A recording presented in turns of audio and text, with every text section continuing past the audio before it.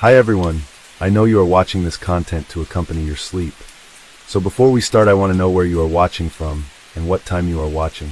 Also, don't forget to like, comment, and subscribe. Let's jump straight into the story. Case 1. In the summer of 2014, in the sun-drenched streets of Los Angeles, California, the city was buzzing with its usual energy.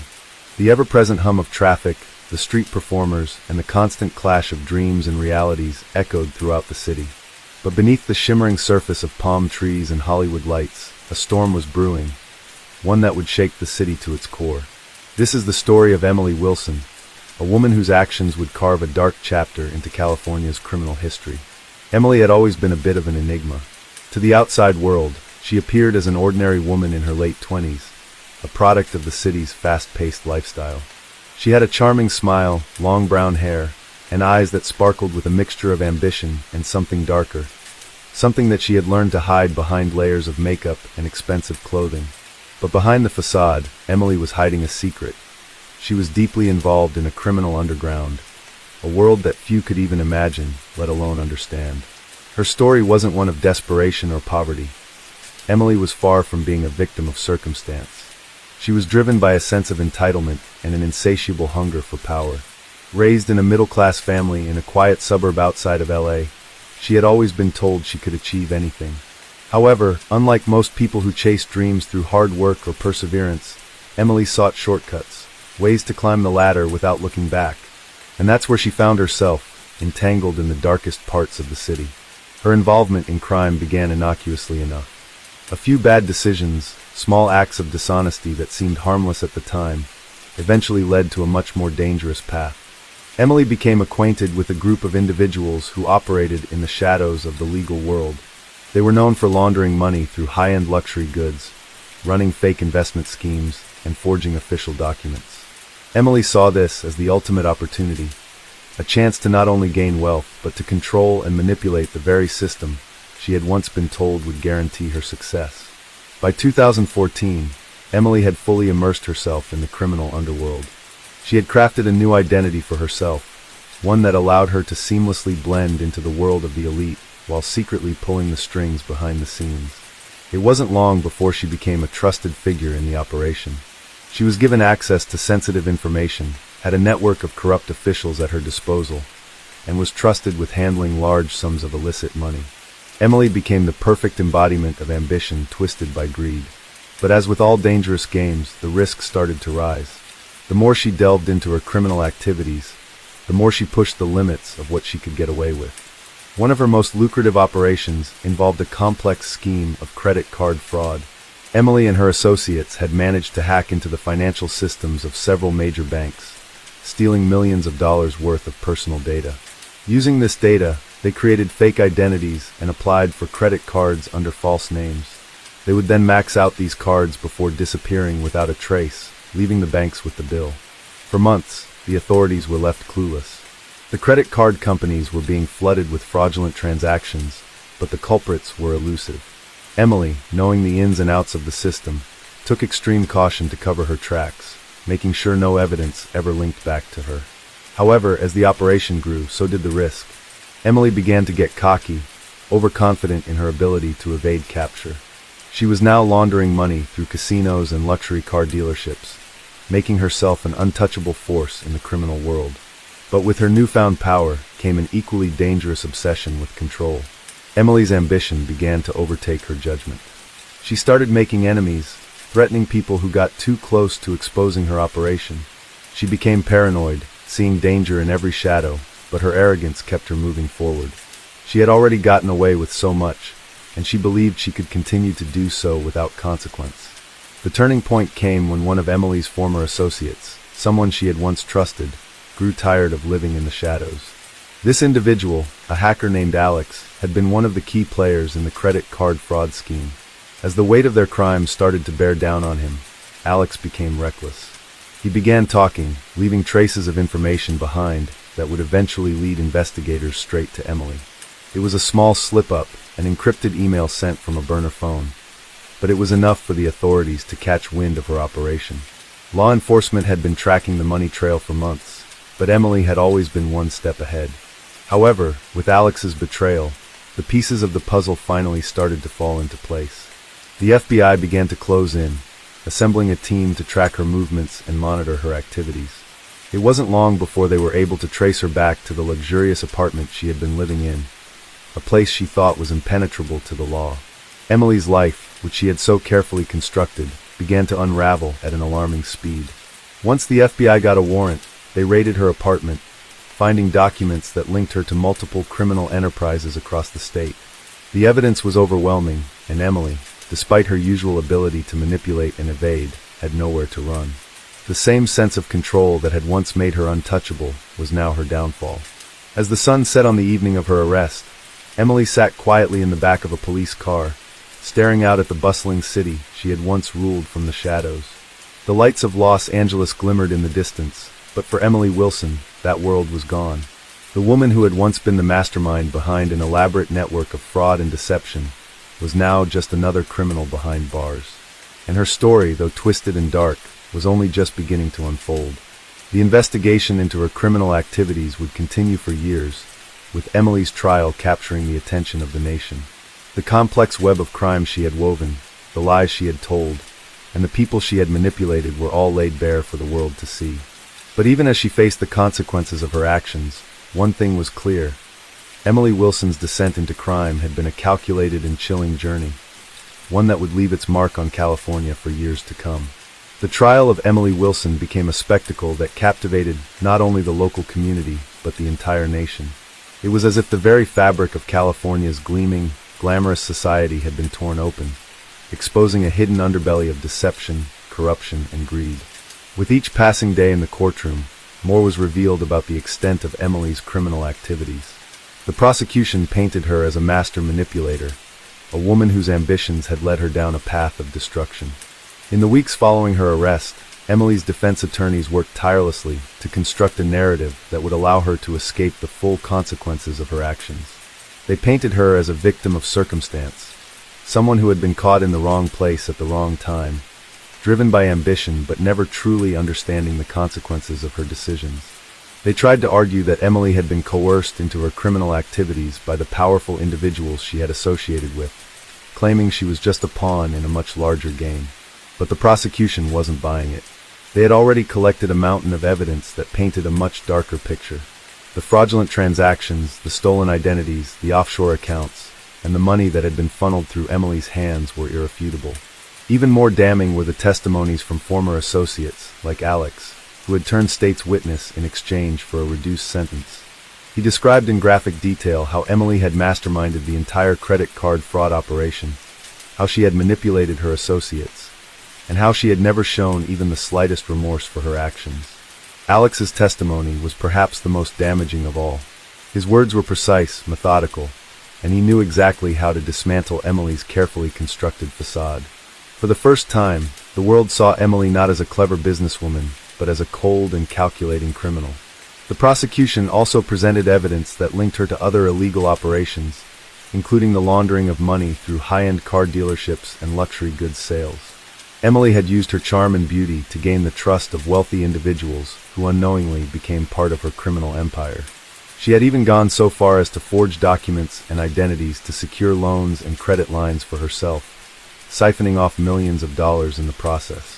One of the most shocking pieces of evidence came from a series of wiretap conversations between Emily and one of her closest associates, a man named Christopher Reynolds. Christopher had been involved in the money laundering operation and had helped Emily secure fake loans and investments. The tapes revealed Emily's complete disregard for the law, her ruthlessness, and her willingness to exploit anyone in her path. In one conversation, Emily was heard laughing as she discussed how easily she had manipulated the banking system. "We're untouchable, Chris," Emily's voice rang out over the wiretap. "We've got them all wrapped around our little fingers. They'll never catch us." It was chilling. Emily's arrogance had reached new heights, and the tapes showcased just how deeply embedded she was in her web of lies. She wasn't just a criminal. She was a woman who believed she was invincible, someone who thought the rules didn't apply to her. The defense, however, clung to the notion that Emily had been coerced into the criminal activities by the men she had worked with, that she had been manipulated into doing things she never would have done on her own. But the jury wasn't buying it. The overwhelming evidence stacked against her, combined with the testimonies from her former associates, painted a much darker portrait of the woman sitting in the defendant's chair. As the trial dragged on, the media turned their focus to Emily herself. The public was fascinated by her story, and the press followed her every move.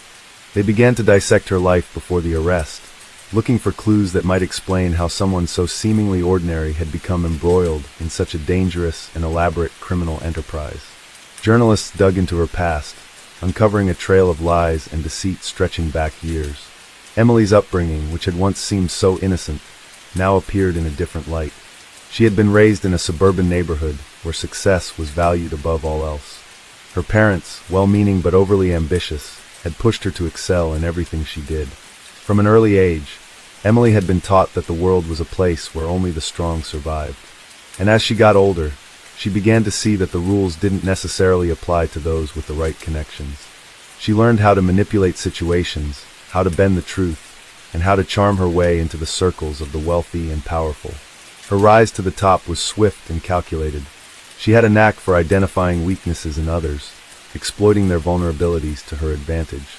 She ingratiated herself with those who could help her climb the social ladder, using their influence to further her own ambitions. But as her power grew, so did her appetite for more. What started as small-time cons and dishonest dealings soon escalated into larger and more dangerous operations. Emily had become addicted to the thrill of outsmarting the system, to the rush of knowing that she was untouchable. As the trial reached its final stages, the prosecution made their closing arguments. They painted a vivid picture of Emily as a woman who had lived her life in a constant state of manipulation and deception. She had betrayed those closest to her, destroyed countless lives, and stolen millions of dollars from innocent people. They argued that her actions had not been the result of bad decisions or unfortunate circumstances.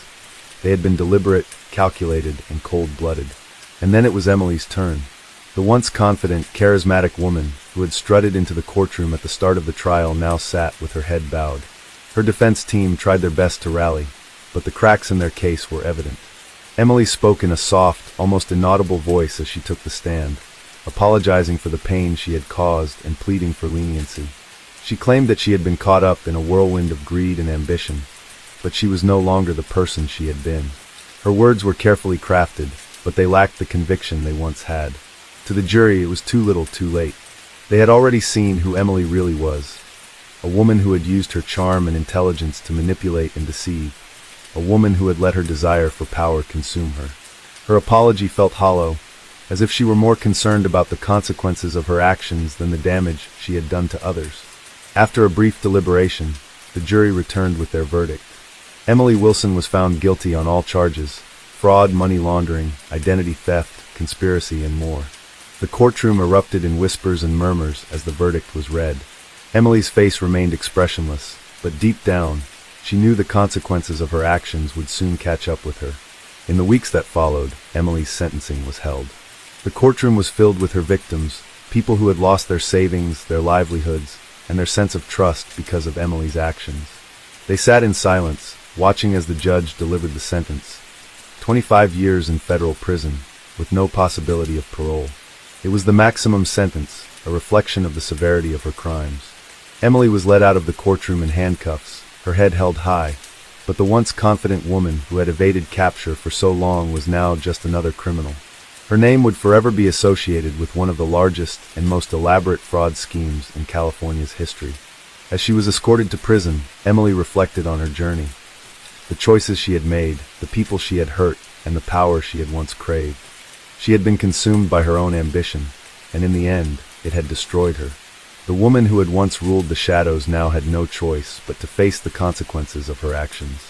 The case of Emily Wilson became a cautionary tale, a reminder that no one is invincible, and no matter how clever or charismatic one might be, the truth has a way of catching up with you.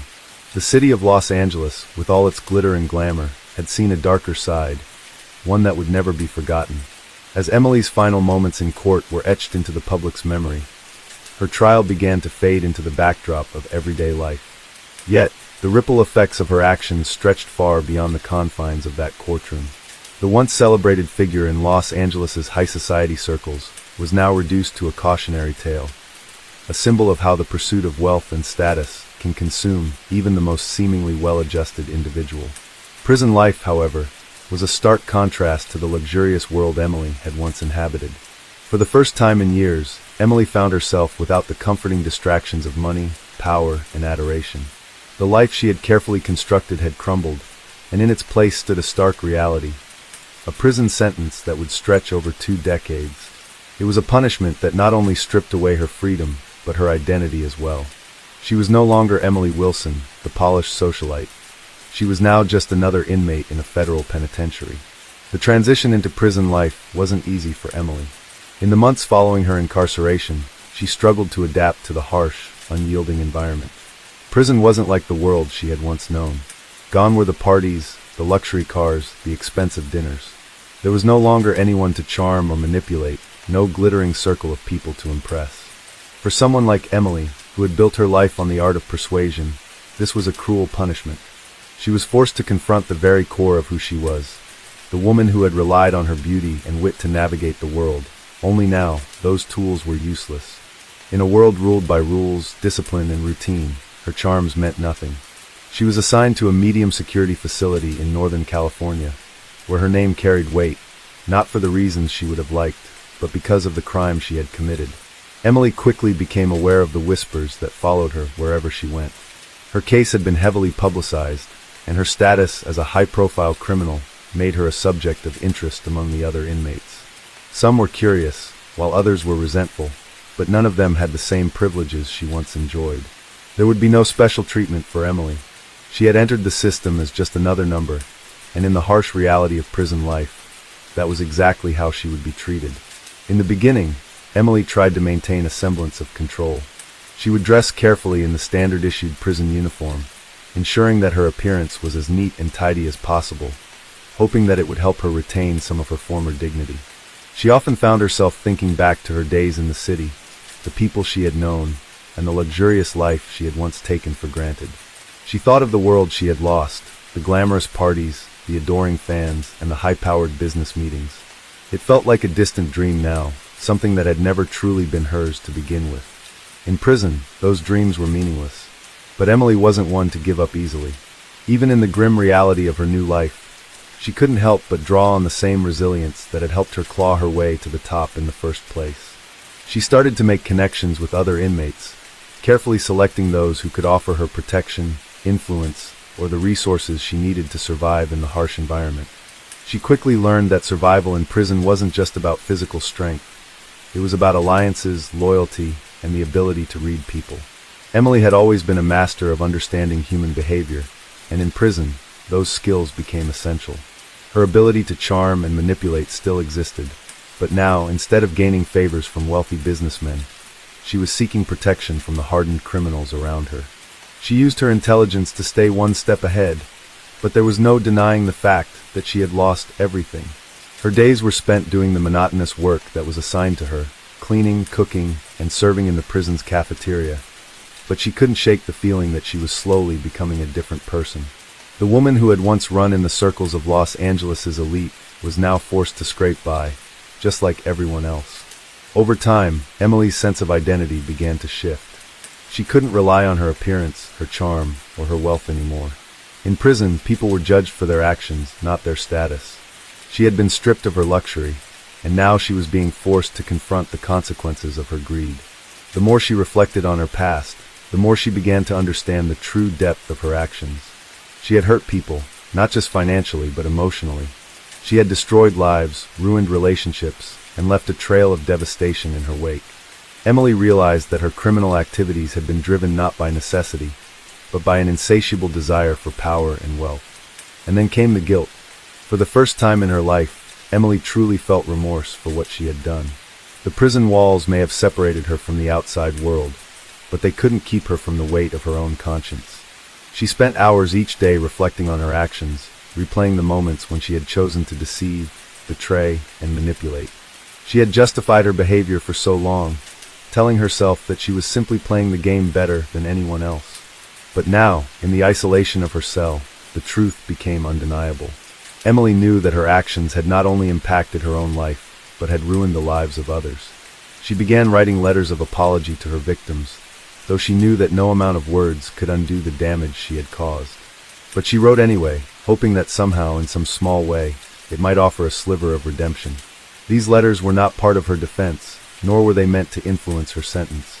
They were simply her way of confronting the people she had wronged, acknowledging the hurt she had caused, and perhaps beginning the long process of healing. In the years that followed, Emily's reputation within the prison began to shift. While she was never able to fully regain the trust of the other inmates, she slowly earned a degree of respect. Her intelligence, which had once been used for deception, began to be recognized as a valuable asset.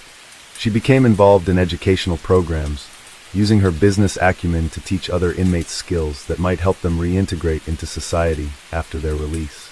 She also worked with a rehabilitation counselor, trying to unpack the psychological motives behind her actions and the twisted mindset that had driven her to commit such heinous crimes. But no matter how much Emily changed, she could never escape the past. Her name would always be associated with the grand fraud scheme that had rocked California. The media continued to follow her story, even from behind bars. There was something irresistible about the tale of the once glamorous woman who had fallen from grace.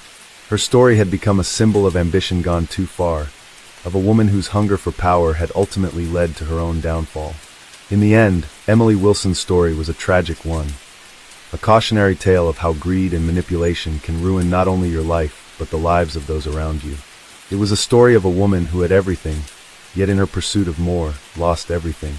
The echoes of her actions reverberated through California and beyond, leaving a lasting legacy that would serve as a reminder to others that no one is untouchable, no matter how carefully they build their empire. And so, Emily Wilson's journey, one that had begun with the glitz and glamour of Hollywood and ended in the cold, unforgiving walls of prison, served as a haunting reminder that no matter how high one might rise, the fall is always just a step away. Case 2. In 2012, in the small, quiet town of Wichita, Kansas, there was a case that would forever alter the lives of many. The name Michael Carter would come to be associated with one of the most chilling and complex criminal cases to ever unfold in the state. He was not a man of extraordinary intelligence or remarkable abilities, but his actions were driven by a deep-rooted desire for something more. More money, more power, and more control over the life he felt he had been denied. Michael Carter was born and raised in Wichita. His childhood was unremarkable, but he grew up in a family that struggled financially. His father worked as a mechanic, and his mother was a nurse who worked long hours to make ends meet. There was no shortage of love in the Carter household, but there was always a sense of tension caused by the looming financial instability. Michael, the youngest of 3 siblings, watched his parents work tirelessly, but despite their efforts, their situation never seemed to improve. From an early age, Michael learned the value of money, or rather, the power that came with it. He saw his peers who had wealth, or even just a little more than his family, and felt a sense of envy. These kids had everything they wanted: new clothes, new toys, and the freedom to do what they pleased. For Michael, it wasn't just about materialism. It was about what money represented: freedom, status, and respect.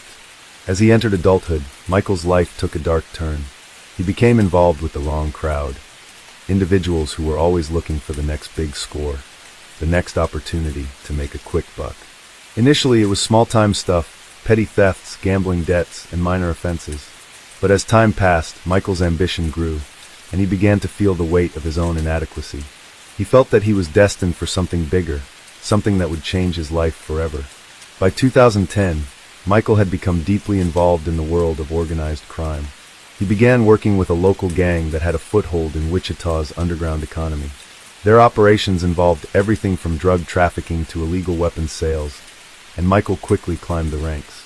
He was known for his cunning and his ability to manipulate situations to his advantage. However, despite his growing reputation, Michael never truly felt secure. He constantly worried about being caught, about losing everything he had worked for, about the life he had built collapsing around him. In early 2012, Michael was presented with an opportunity that seemed too good to pass up. A well-connected associate of his had a plan to pull off a major heist, a bank robbery that would yield millions of dollars. The plan was meticulously thought out, the risks carefully calculated. The target was a small, regional bank that had a reputation for lax security and a vault filled with large sums of cash. Michael, ever the opportunist, saw this as his ticket to the wealth and power he had longed for. He knew that if he could pull this off, everything would change. No more struggling for money. No more living in fear of getting caught. This was his moment. The heist was set for a rainy Thursday afternoon in March. The gang had everything prepared: disguises, weapons, and even inside information. They knew the bank's layout, the location of the vault, and the times when the bank was least crowded. Michael's role was clear. He would be the one to supervise the heist, ensuring everything went according to plan. He had a natural talent for organizing and leading, and this job was no different. As the day of the robbery arrived, Michael could feel the weight of the decision pressing down on him. He had always dreamed of a life of luxury, but he never considered the cost of achieving that dream. The reality of the heist, with all its risks and dangers, was beginning to dawn on him. But there was no turning back now. The plan was set in motion. On the day of the robbery, Michael and his crew entered the bank disguised as ordinary customers. They had planned it so well that they blended in seamlessly with the regular crowd. No one suspected that anything was out of the ordinary. The gang's leader, a man named Tom, was the first to make his move. He and two others rushed to the vault, while Michael positioned himself by the front entrance, ensuring that no one would be able to escape. The whole operation was going smoothly at first, but as the minutes ticked by, things began to unravel. One of the crew members made a mistake. They had not accounted for the bank's silent alarm system, which had been triggered just moments after the robbery began. Police officers were already en route, and within minutes, the calm atmosphere of the heist turned into chaos. Michael and his crew had underestimated the speed with which the authorities could respond. They were not as prepared as they had thought. As the police began to close in, Michael realized that the dream he had so carefully crafted was slipping through his fingers. He had planned for everything, but he hadn't planned for this. In a split second, panic took hold of him. He heard the sounds of sirens growing louder, and the reality of being caught, of losing everything, set in. His crew, once confident and resolute, was now frantically trying to escape. But the plan had fallen apart, and there was no easy way out. Michael made a split-second decision. He fled the scene, leaving behind his crew and the stolen money. It was a cowardly move, but at the time, it seemed like his only option. He disappeared into the shadows, slipping away into the city streets. The police arrived moments later, finding the robbers still inside the bank. They arrested Tom and the others, but Michael was nowhere to be found. The manhunt for Michael Carter began immediately. The police knew they were dealing with a dangerous individual, someone who was willing to go to extreme lengths to achieve his goals. They also knew that Michael was not going to give up easily. He had been careful, calculating, and elusive. But despite his efforts to stay hidden, his past eventually caught up with him. It wasn't long before Michael's name appeared on the FBI's most wanted list. He had gone into hiding, moving between different cities, changing his appearance, and staying off the grid. But as the weeks turned into months, the pressure began to mount. The police were closing in on him, and his fear of getting caught grew with each passing day. He had once been in control of his destiny, but now he was a fugitive, running from the very system he had once believed he could manipulate. The story of Michael Carter and the failed heist became a sensational topic in the local media. People were captivated by the details of the robbery, the meticulous planning, the daring escape, and the chaos that had ensued. But as the case dragged on, the public's interest began to wane. The police, however, were relentless. They worked tirelessly to track down Michael, hoping to bring him to justice for the crime he had committed. And then, after 6 months of evading the law, Michael was caught. It happened in a small, rundown motel in Kansas City, far from the bustling streets of Wichita. He had been living under an alias, working as a handyman to make ends meet. But his past caught up with him when a tip from a local informant led the police to his door. The arrest was swift, and Michael was finally brought to justice. The trial that followed was a spectacle. The courtroom was packed with reporters, the public eager to hear about the man who had nearly gotten away with the perfect crime. Michael's defense team argued that he had acted out of desperation, but the prosecution painted a picture of a man driven by greed and ambition. In the end, Michael was convicted on multiple charges, including armed robbery, conspiracy, and fleeing from law enforcement. He was sentenced to 25 years in federal prison. Michael Carter's story became one of caution, a tale of ambition gone wrong, of a man who believed he could outsmart the system, only to fall victim to it in the end. His name was no longer associated with the dreams of wealth and power he had once sought. Instead, it was tied to a crime that would forever be remembered in the annals of Wichita's criminal history. Michael Carter had never imagined his life would end this way.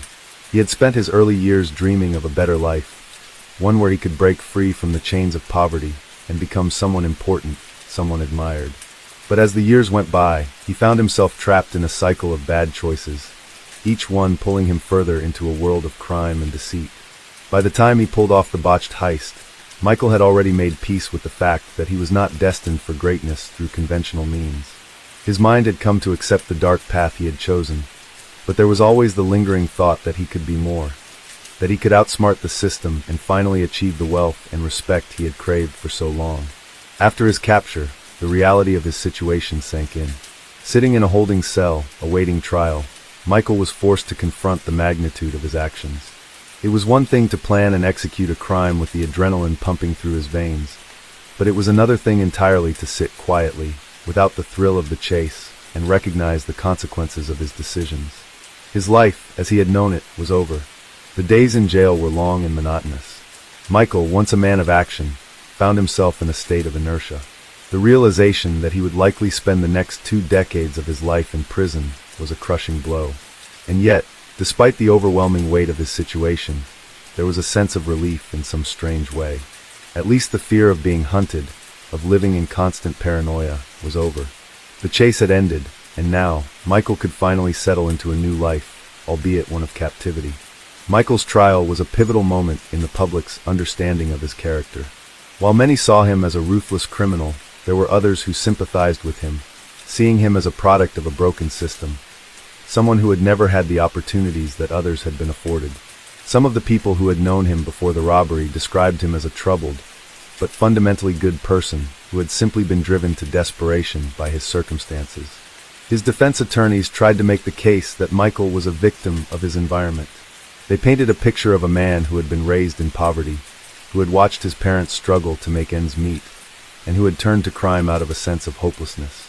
They argued that the robbery was a cry for help, a desperate attempt to escape a life that had seemed doomed from the start. But the prosecution wasn't having any of it. They argued that Michael's crime was the result of his own choices and greed.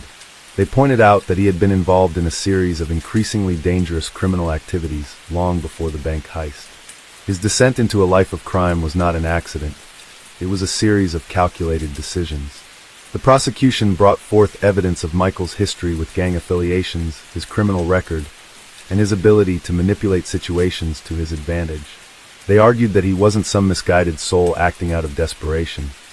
He was a hardened criminal who had carefully planned the robbery with the intent of securing a better life at the expense of others. The case garnered widespread attention. The media turned Michael into a symbol of the dangers of crime, and his story became a cautionary tale for the public. People debated whether he was simply a victim of his circumstances, or whether he was a man who had made a series of conscious choices that led him down a dark and dangerous path. The truth, of course, was more complicated than any of the sound bites offered by the media. Michael was a man who had been shaped by his environment, but he was also a man who had chosen to take the easy route out of his troubles. When the jury delivered its verdict, Michael sat in the courtroom, his face expressionless. He had known deep down that he would be convicted. The evidence against him was overwhelming. The robbery had been a failure from the start, and his subsequent escape had only made things worse. In the end, it wasn't just the robbery itself that had condemned him. It was his inability to accept responsibility for his actions. Instead of taking ownership of the crime and facing the consequences head-on, Michael had run, leaving his crew behind. His actions had painted a picture of someone who wasn't just a criminal, but a coward, someone unwilling to face the repercussions of his choices. The judge, after considering the facts, sentenced Michael to 25 years in federal prison. It was a harsh sentence, but one that reflected the severity of his crime. Michael's life, once full of promise and potential, was now reduced to a number, a 25-year sentence that would define the rest of his existence. As he was led away in handcuffs, Michael didn't feel the rush of victory that he had once dreamed of. He didn't feel like a man who had gotten away with something. Instead, he felt a crushing sense of defeat. Life in prison was a far cry from the freedom Michael had once known. The first few months were the hardest. He struggled to adjust to the strict routines, the constant surveillance, and the absence of his old life. There were no more plans, no more schemes. The constant hustle, the thrill of outsmarting the system, those were things of the past. Michael found himself facing an entirely new reality, one where survival meant playing by the rules of the prison system. At first, Michael tried to maintain some semblance of his old persona. He kept to himself, tried to stay out of the spotlight, and avoided drawing attention to himself. But as time wore on, the weight of his actions began to sink in. He had spent so much of his life focused on the future, on what he could achieve, that he had neglected to understand the consequences of his choices. Now, in prison, with nothing but time to reflect, Michael began to think about the life he had lived. He thought about his family, the parents who had worked tirelessly to provide for him, the siblings who had always been there, even when times were tough. He thought about the people he had hurt, the lives he had disrupted, and the choices he had made that led him down this dark path. The guilt gnawed at him, and he began to realize that the dream of wealth and power had been nothing but an illusion. In the end, it was the relationships he had burned and the trust he had shattered that mattered most. As the years passed, Michael began to change. The tough exterior he had once maintained began to crack, and he found himself grappling with the reality of his situation. Prison had a way of breaking people down, but it also had the potential to rebuild them.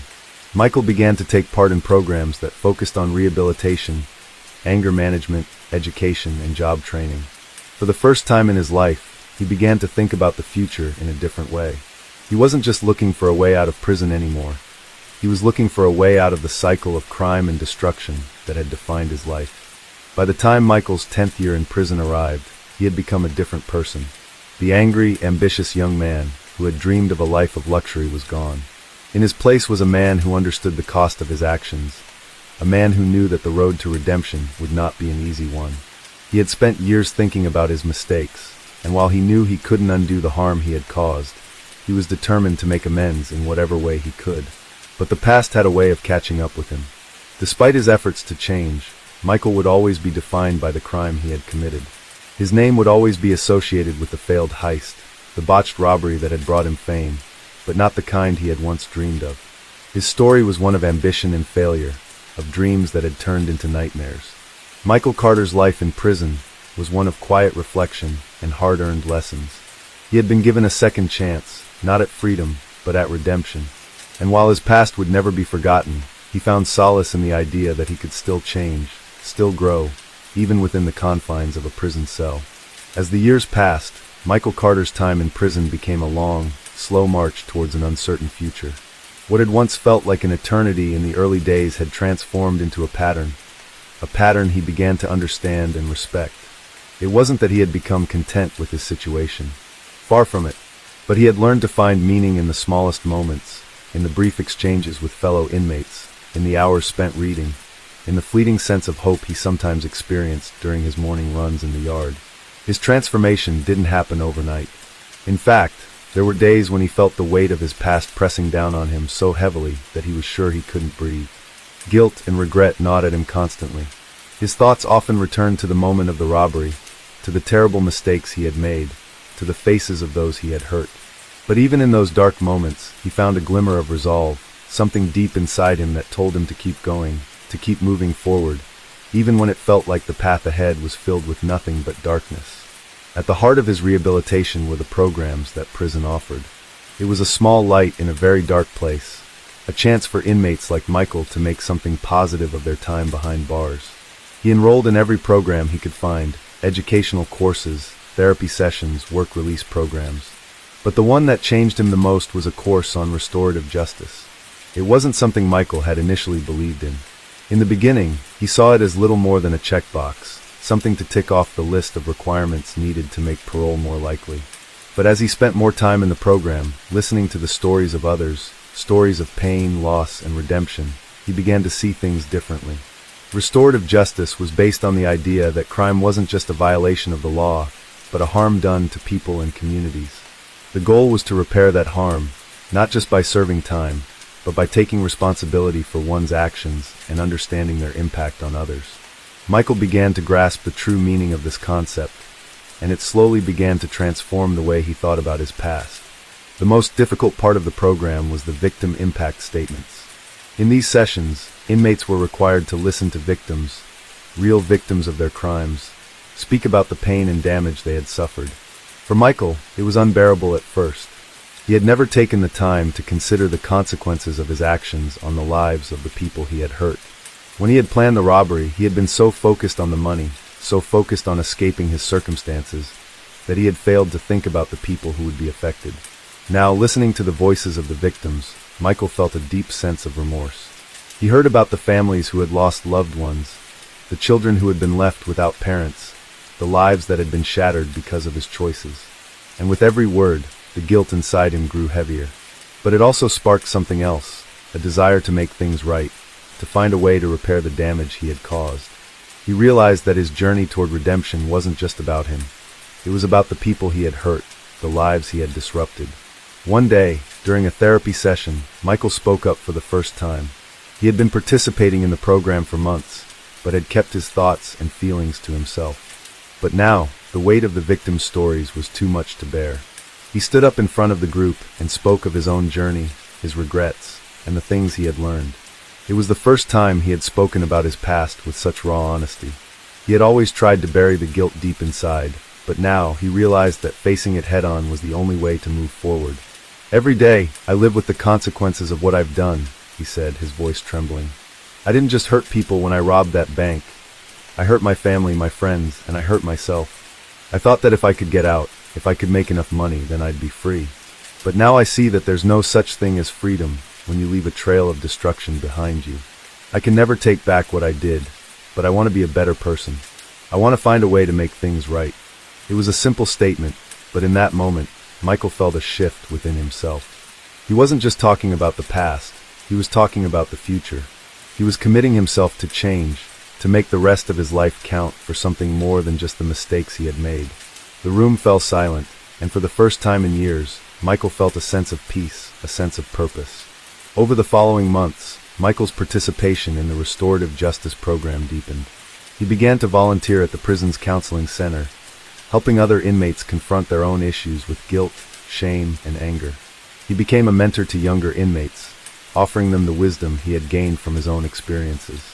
He spoke openly about his mistakes, about the choices he had made, and about the lessons he had learned along the way. It wasn't an easy journey. There were times when Michael questioned whether he would ever truly be forgiven, whether he would ever be able to heal the wounds he had caused. But he refused to give up. He understood now that redemption wasn't about erasing the past. It was about learning from it, accepting responsibility, and doing everything in his power to change for the better. By the time Michael had served 15 years of his sentence, he had undergone a profound transformation. He was no longer the same man who had walked into that prison cell all those years ago. He had become someone who understood the value of honesty, of taking responsibility, of working towards healing.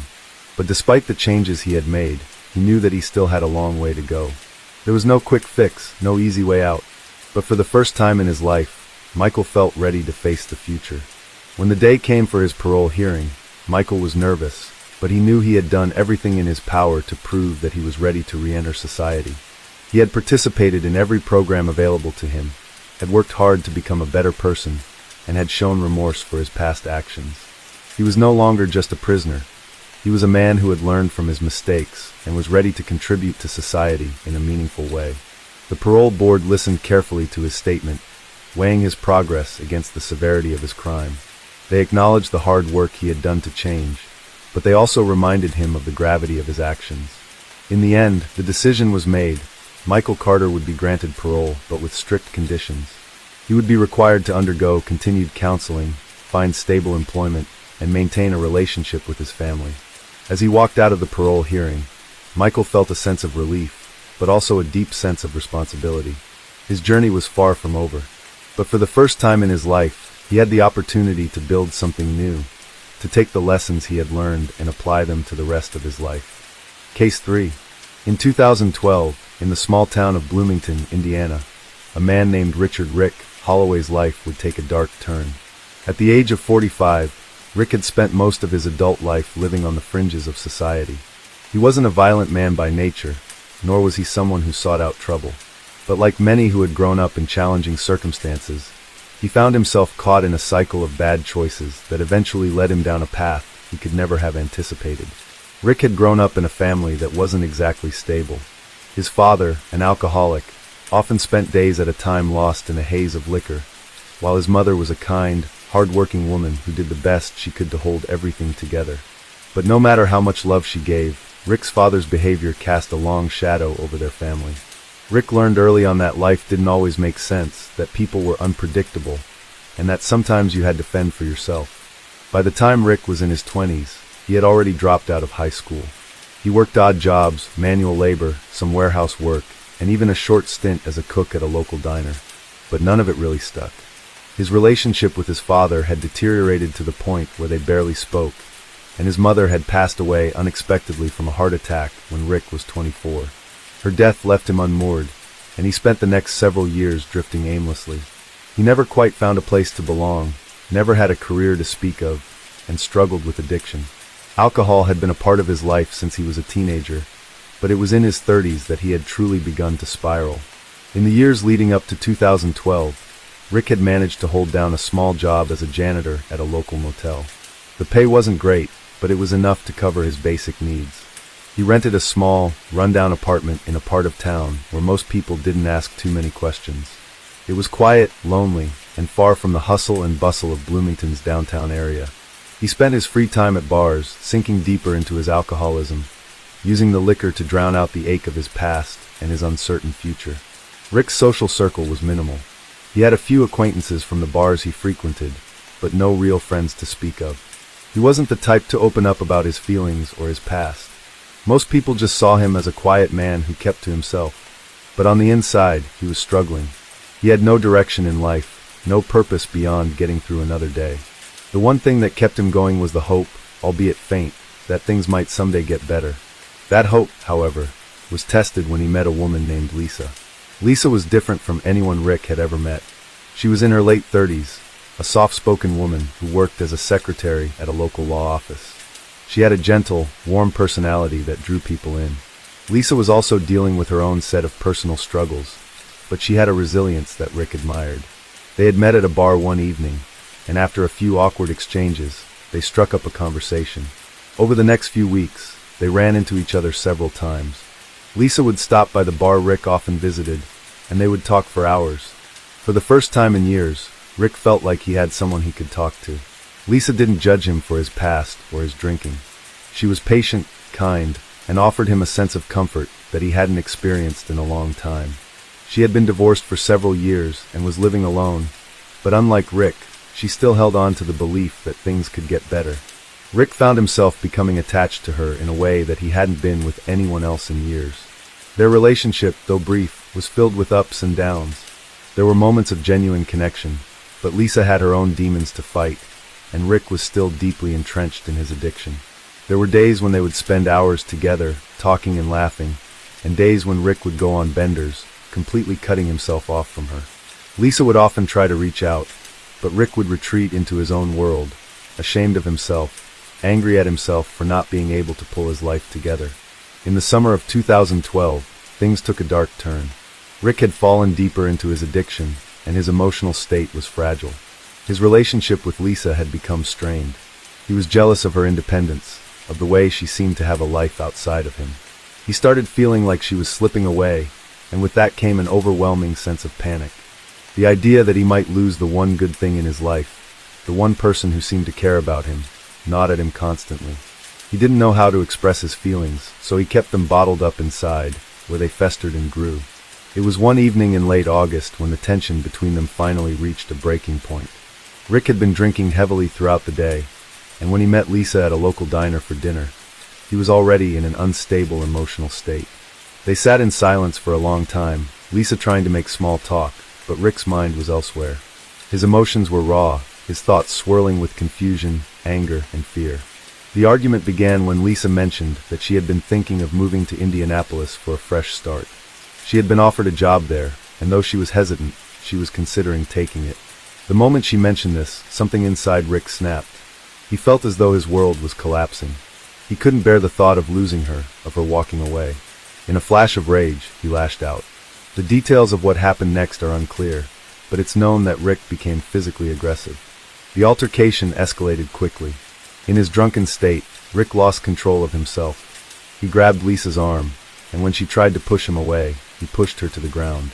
It was a moment of blind rage, a culmination of all the pain and frustration that had built up inside him over the years. He didn't mean to hurt her, but in that moment, his emotions took over. The violence wasn't planned. It wasn't premeditated, but the impact of what he did would forever change both of their lives. Rick immediately realized what he had done. He backed away, horrified by his actions, but it was too late. Lisa was visibly shaken, and the damage had been done. She got up, her face pale, and without saying another word, she walked out of the diner. Rick sat there for a long time, his mind a whirlwind of guilt, shame, and confusion. He couldn't undo what had happened. He knew that he had crossed a line that could never be uncrossed. The next few days were a blur. Rick tried to reach out to Lisa, but she didn't respond to his calls or texts. He spent the next few weeks in a state of turmoil, his emotions torn between regret and a desperate hope that things might somehow return to normal. But they never did. The police were eventually called after Lisa's family became concerned. Lisa had confided in her sister about what had happened, and soon, Rick found himself facing charges of domestic assault. After the incident at the diner, Rick Holloway found himself at a crossroads in his life. The alcohol that had long been his crutch no longer seemed to provide the same relief it once had. His days were filled with guilt and regret, and the emotional weight of his actions weighed heavily on him. The clarity that came after the outburst, the realization that he had hurt someone who had shown him kindness, left him feeling hollow, as if a part of him had broken beyond repair. Lisa's silence only deepened Rick's sense of isolation. The few attempts he made to reach out to her went unanswered, and he could only imagine the hurt and fear she must have felt. He knew that he had betrayed her trust in the worst possible way. But, as was often the case with Rick, the guilt soon gave way to a cycle of self-destructive behavior. He retreated into himself, numbing his emotions with alcohol and isolating himself from the people around him. Weeks passed, and Rick's world seemed to become smaller with each day. The bar, which had once been a place for him to unwind and forget, now seemed like a prison. The faces of people who once shared drinks with him now seemed distant and unimportant. He spent most of his time in the apartment he had called home for years, pacing in the small space, trying to outrun the thoughts that constantly crept into his mind. One evening, while sitting alone at his kitchen table, Rick received an unexpected knock on his door. He opened it to find a police officer standing there. The officer's presence sent a shiver down his spine, but he had known this moment was coming. The officer asked if he was Richard Holloway, and when Rick nodded, the officer informed him that Lisa had filed a report regarding the incident at the diner. Rick's stomach sank as the officer explained the charges: domestic assault. The words hit Rick like a punch to the gut. He knew deep down that he deserved whatever came next, but the reality of it all made him feel small and powerless. The officer advised him that he had the right to remain silent, and that he could either face the charges in court or work out a plea. Rick felt a surge of confusion and dread, but he didn't argue. He was numb, unable to process the full weight of the consequences. The officer handed him a citation, and Rick was told to appear in court in the coming weeks. The days that followed were filled with a sense of inevitability. Rick spent sleepless nights wondering how he had let everything spiral out of control. How had he allowed himself to become the person he was, a person capable of hurting someone he cared about? He knew he would have to face the consequences of his actions, but the idea of going to court, standing before a judge, and admitting the truth filled him with dread. Rick knew that this was the point of no return. He had to make a choice. He could continue down the same destructive path, letting his addiction and self-loathing guide him, or he could confront his demons, take responsibility, and try to rebuild what little was left of his life. For the first time in years, Rick felt a flicker of hope, a realization that he had the power to change, even if it was just a small step forward. Case 4. The sun had barely begun to rise over the city of Cebu, casting a warm glow on the streets that were just beginning to stir with life. In the midst of the bustling traffic and the morning sounds of the market, Maria Santos stepped out of her small apartment, a quiet determination etched on her face. For the past few weeks, her life had been in turmoil, ever since her son, Ivan, had been arrested. Ivan, a young man in his early 20s, had always been a quiet soul. His mother often remembered him as a child who loved to play with toy cars, dreaming of a future that seemed far from the harsh realities of the world he now found himself trapped in. Raised in a neighborhood that faced poverty and high crime rates, Ivan had struggled to break free from the chains that society seemed to place on him. He worked as a mechanic, scraping by to make ends meet, and his mother often worried about the friends he kept, the ones who seemed to lead lives filled with trouble. One evening, as the sun dipped below the horizon, Ivan made a choice that would alter the course of his life forever. Under the pressure of his circumstances, he had become involved in a robbery gone wrong. The plan had been simple: take what they could and leave before anyone noticed. But things had escalated. The confrontation with the store owner turned violent, and by the time the police arrived, Ivan and his companions were already in handcuffs. Maria had never expected her son to be involved in something like this. She had tried to shield him from the dangers of the world around them, but as with many parents in her community, she found herself helpless in the face of the larger forces at play. Ivan had been arrested, and soon after, he was charged with armed robbery and attempted murder. Maria's heart sank as she tried to come to terms with the situation. The boy she had raised, the boy who used to dream of becoming a doctor or an engineer, was now facing the very real consequences of his choices. But Maria was determined. She was a woman of faith, and she knew that no matter how dark the path ahead seemed, there was always a way forward. Her son, despite the grave charges against him, was still her son. She knew that Ivan was not beyond redemption, that he could turn his life around if given the opportunity. The legal process was slow, and as the weeks passed, Maria's hopes began to fade. She visited Ivan every day in jail, offering him comfort and encouragement. Her heart broke each time she saw him in the small, gray uniform, his face gaunt from the stress and isolation. He had always been a sensitive boy, and the environment of the prison only seemed to harden him, pushing him further from the person he once was. As the trial approached, Maria found herself caught between the love she had for her son and the reality of the crime he had committed. She knew that Ivan had made a mistake, a grave mistake, but she also knew that he wasn't beyond redemption. She spent sleepless nights reading through legal papers, meeting with lawyers, and reaching out to community groups that worked with incarcerated youth, hoping for a miracle that would allow her son to rebuild his life. It was during one of these sleepless nights that Maria received a letter from Ivan. In it, he apologized for the pain he had caused her. He wrote about the deep regret he felt for his actions and how he had come to realize the magnitude of what he had done. He spoke of the guilt that consumed him, of the tears he shed in his lonely cell, wishing he could turn back time. But Ivan also expressed a quiet hope. He talked about the lessons he was learning in prison, the importance of taking responsibility for his actions, the value of education, and the possibility of a better future if he was given the chance. Maria held the letter close to her chest, tears streaming down her face. In that moment, she realized that her son was still in there, that the young boy who had once dreamed of a better life was still alive, buried beneath the weight of his choices. It gave her hope. Even in the darkest of times, there was light, and that light was her son's determination to change. As the days turned into weeks, Maria clung to the hope that somehow, Ivan would find a way to rise above the circumstances that had brought him here. The case was gaining attention, not just within their small circle of family and friends, but also in the broader community. Ivan was not the first young person from their neighborhood to be caught up in a crime, but his case felt different. It seemed as though the entire community was holding its breath, waiting for a resolution. The court date was approaching, and every passing day only seemed to deepen the uncertainty that had taken hold of Maria's heart. Ivan's defense attorney, a man named Roberto Mendoza, had assured Maria that they would put up a strong defense. He spoke of the possibility of reduced charges if Ivan showed genuine remorse and willingness to rehabilitate. Maria wasn't sure what to make of all the legal jargon, but she trusted Mendoza. He had a reputation for being fair and compassionate, a trait that was often rare in the cutthroat world of criminal law. Still, she could not shake the fear that her son would be lost forever in the prison system.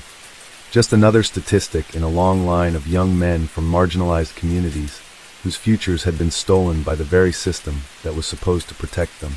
Despite the gravity of the situation, Ivan remained steadfast in his desire to make things right.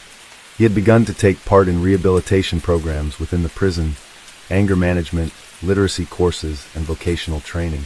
Maria visited him every Sunday, and with each visit, she could see the changes in him. The light that had dimmed in his eyes during his early days in prison was beginning to return.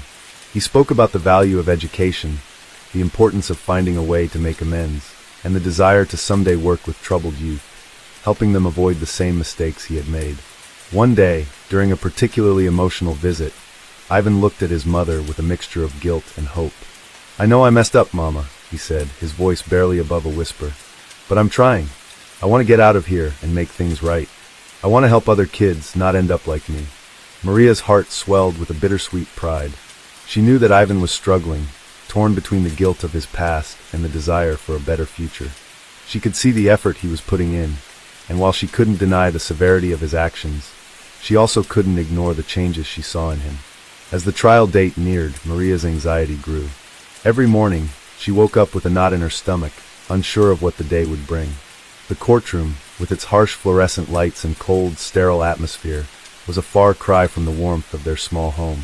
But Maria knew that this was a battle they had to fight. Ivan needed to be held accountable for his actions, but he also needed to be given a chance to rebuild his life. She wasn't ready to give up on him, and she wasn't willing to let the legal system strip away his chance at redemption. The day of the trial arrived, and Maria sat in the courtroom, her hands tightly clasped together. The judge, a stern woman with a reputation for fairness, called the court to order, and the trial began. The prosecution laid out its case: a violent robbery, a store owner who had been left shaken and injured, and Ivan's involvement in the crime. The evidence was damning. Witnesses testified, and the facts seemed to paint a clear picture of Ivan's guilt. But as the defense took its turn, Roberto Mendoza argued that Ivan had acted out of desperation, a product of his environment. He spoke of Ivan's troubled upbringing, the lack of resources in their community, and the pressures of living in a place where opportunities were scarce. He highlighted Ivan's remorse, his participation in rehabilitation programs, and his genuine desire to make amends. Maria sat in the courtroom, her heart racing as she listened to the back and forth. She didn't know what would happen next, but she knew that this was the moment that would define Ivan's future. As the judge called for a recess, Maria stepped out into the hallway, her thoughts a swirl of emotions. She had prayed for this moment, this chance for Ivan to be seen for who he truly was, not just the crime he had committed. She knew that the road to redemption was long and uncertain, but she also believed that Ivan had the capacity to change. The trial dragged on for several more days, with the defense and prosecution presenting their final arguments. On the final day, the judge made her ruling. Ivan would be convicted of the robbery, but the attempted murder charge would be dropped. The judge, recognizing Ivan's efforts to turn his life around, sentenced him to a reduced prison term with the opportunity for parole after several years, contingent upon his continued participation in rehabilitation programs. The courtroom was silent as the judge's gavel came down, marking the end of the trial. Ivan's eyes met his mother's across the room, and for a moment, time seemed to stand still. Maria's heart ached with the weight of the moment, but she also felt a sense of relief. Ivan would have the chance to rebuild his life, slowly but surely. And no matter what, she would be there, supporting him every step of the way. The days following the trial were filled with mixed emotions. Maria and Ivan both had moments of relief and grief. While Ivan had avoided the harshest sentence, the weight of his conviction still hung heavy. Prison life was tough, but Maria held on to the hope that the system could work with him, offering him the tools to change and build a better life when his time was served. She couldn't help but feel a small sense of victory. Her son was still alive, and there was still a chance for him to make a difference in his own life and in the lives of others. At the start of Ivan's sentence, Maria would visit him every weekend. She knew the visits meant the world to him. In the early days of his incarceration, he had struggled with loneliness, isolation, and the heavy weight of his mistakes. Maria had never seen him so broken, so lost in the sea of guilt and regret. But with each visit, Ivan seemed to pick himself up a little more. It was evident that prison wasn't just a punishment for him. It was a place of reflection, a place where he was coming to terms with his past and his mistakes. In those moments, Maria could see the glimmer of the son she had raised, the son who had once had dreams and hopes, the son who had laughed and played in their neighborhood before the world had changed around him. Ivan participated in everything he could: anger management, education programs, and even the prison's counseling services. He had begun to read books on psychology, sociology, and self-improvement, trying to understand the choices that had led him to this point. With the help of his therapist, Ivan began to trace the roots of his criminal behavior, trying to find the triggers that had pushed him to act out in ways he never imagined he would. His counselor, a woman named Gloria, encouraged him to confront his past, to revisit the moments that had shaped his worldview and his decisions. She pushed him to see that his past didn't have to define his future. One Sunday, during one of their visits, Maria noticed a subtle change in Ivan. He was more composed, more confident, and his eyes no longer held the same pain that had once made her heart break. As they sat together in the small visiting room, Maria looked at her son, noticing the quiet strength that had emerged within him. "Mama," Ivan began, his voice steady, "I've been reading a lot. About people who change, who get better. I know it's not going to be easy, but I want to be one of those people." Maria smiled softly, feeling a tear slip down her cheek. "I know, Iho. I believe in you. I always have." It wasn't the first time Ivan had spoken about change, but this time Maria could sense something different. Something in his tone, his posture, the way he spoke of the future. It wasn't a perfect path, but it was a start. For the first time in months, Maria allowed herself to believe that her son could become someone better than he had been. She allowed herself to hope. The following months were filled with moments of progress and setbacks. Ivan continued to work hard in prison, but there were days when the burden of his sentence became overwhelming. He had moments of doubt, moments when the walls of the prison seemed to close in on him, and he questioned whether he could truly change. On those days, Maria's visits became his anchor. He would hold on to her words, reminding himself that this wasn't the end of his story. It was simply a chapter in a much longer journey. As time passed, Ivan's behavior began to draw attention from prison officials. He was no longer the same person who had entered the system with anger and bitterness in his heart. He was someone who had begun to take responsibility for his actions, someone who was actively seeking redemption. His participation in rehabilitation programs, his newfound passion for learning, and his willingness to help others in the prison who were struggling caught the attention of the prison staff. One afternoon, during a prison-wide ceremony that recognized the efforts of inmates who had made significant progress, Ivan was called to the stage. Maria had been invited to attend, and she watched from the audience as her son stood before the other prisoners, his head held high. The ceremony was a small but significant step in Ivan's journey. He was being recognized for his transformation. Ivan had earned the respect of those around him, and more importantly, he had earned the respect of himself. "Today is the day I realized that who I was is not who I have to be forever," Ivan said, his voice loud and clear. "I am not proud of the mistakes I've made, but I am proud of the man I am becoming. And I promise that when I leave this place, I will not waste the second chance I've been given." The audience was silent as Ivan's words echoed through the hall. Maria, sitting in the front row, couldn't help but feel overwhelmed with emotion. She had seen the darkness that had taken hold of her son's life. She had witnessed the destructive path he had walked. But now, she saw the light that had finally begun to shine through the cracks. Ivan had turned a corner, and while his journey wasn't over, he had shown that change was possible. After the ceremony, Ivan joined his mother in the small room designated for family visits. They embraced, and for the first time in a long time, Maria felt a sense of peace. Her son wasn't just serving a sentence, he was serving his time to grow, to change, to learn. She knew there would be challenges ahead, that the road to redemption would be long and difficult. But for the first time, Maria was no longer afraid of what the future held. Case 5. In the heart of Indonesia, a quiet town nestled along the coast had long been known for its peaceful community and scenic beauty. But in 2015, the tranquility of this place was shattered when a heinous crime occurred, forever altering the lives of its residents. The central figure in this chilling story was a man named Amir Rahman, a once well-respected member of the community, whose fall from grace would soon become a tragic tale that would echo through the streets of the town for years to come.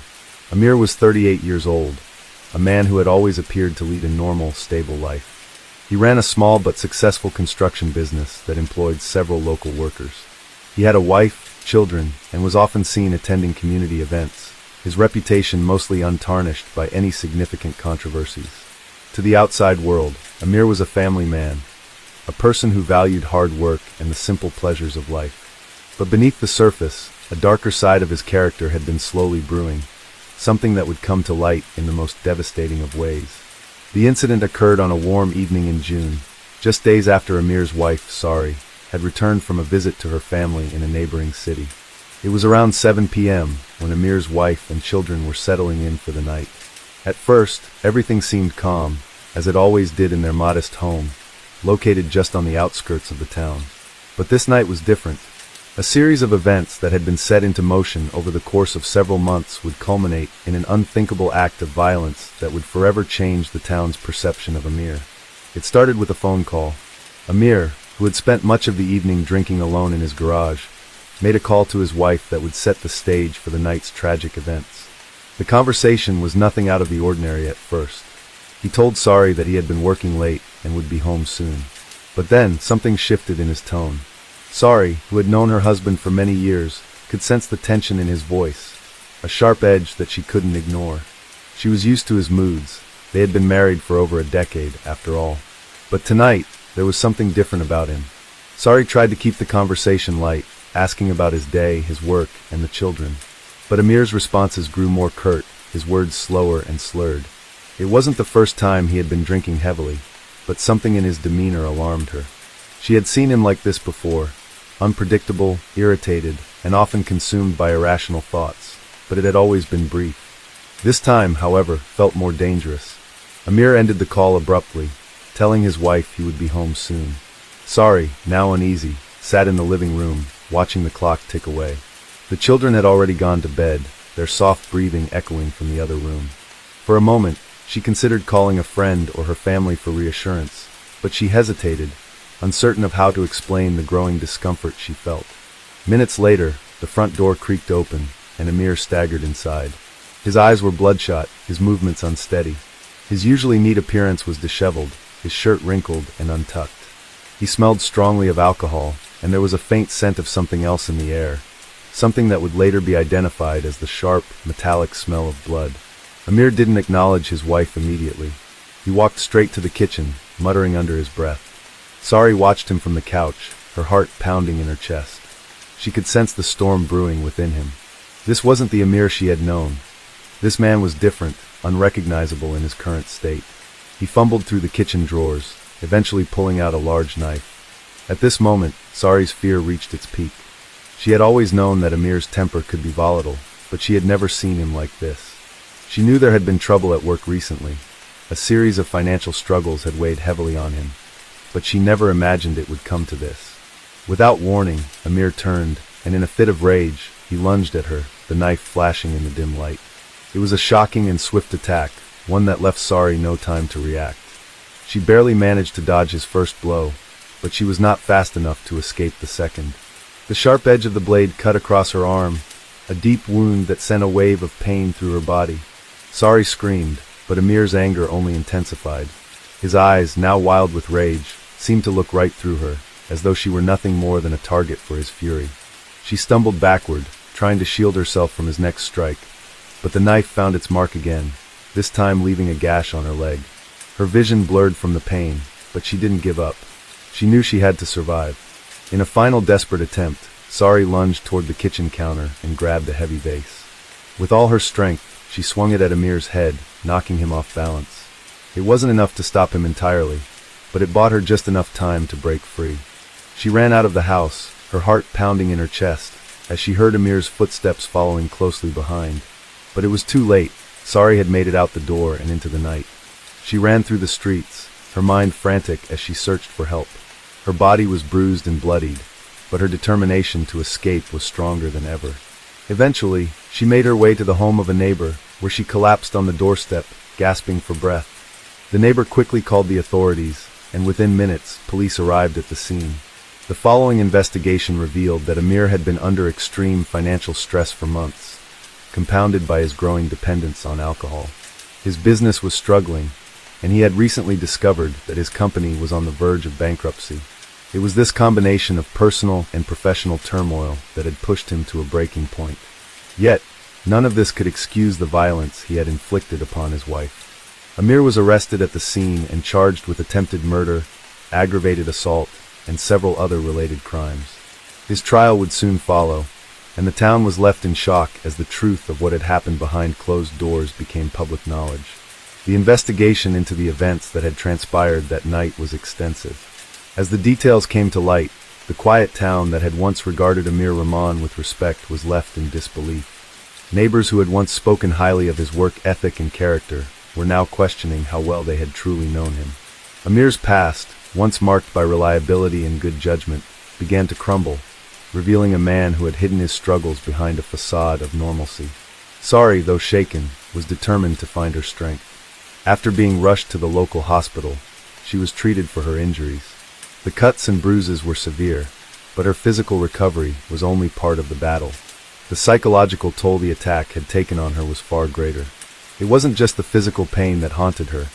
It was the sense of betrayal, the realization that the man she had trusted and loved had turned into a stranger before her eyes. Her children, who had been in their rooms asleep during the attack, were spared from witnessing the violence.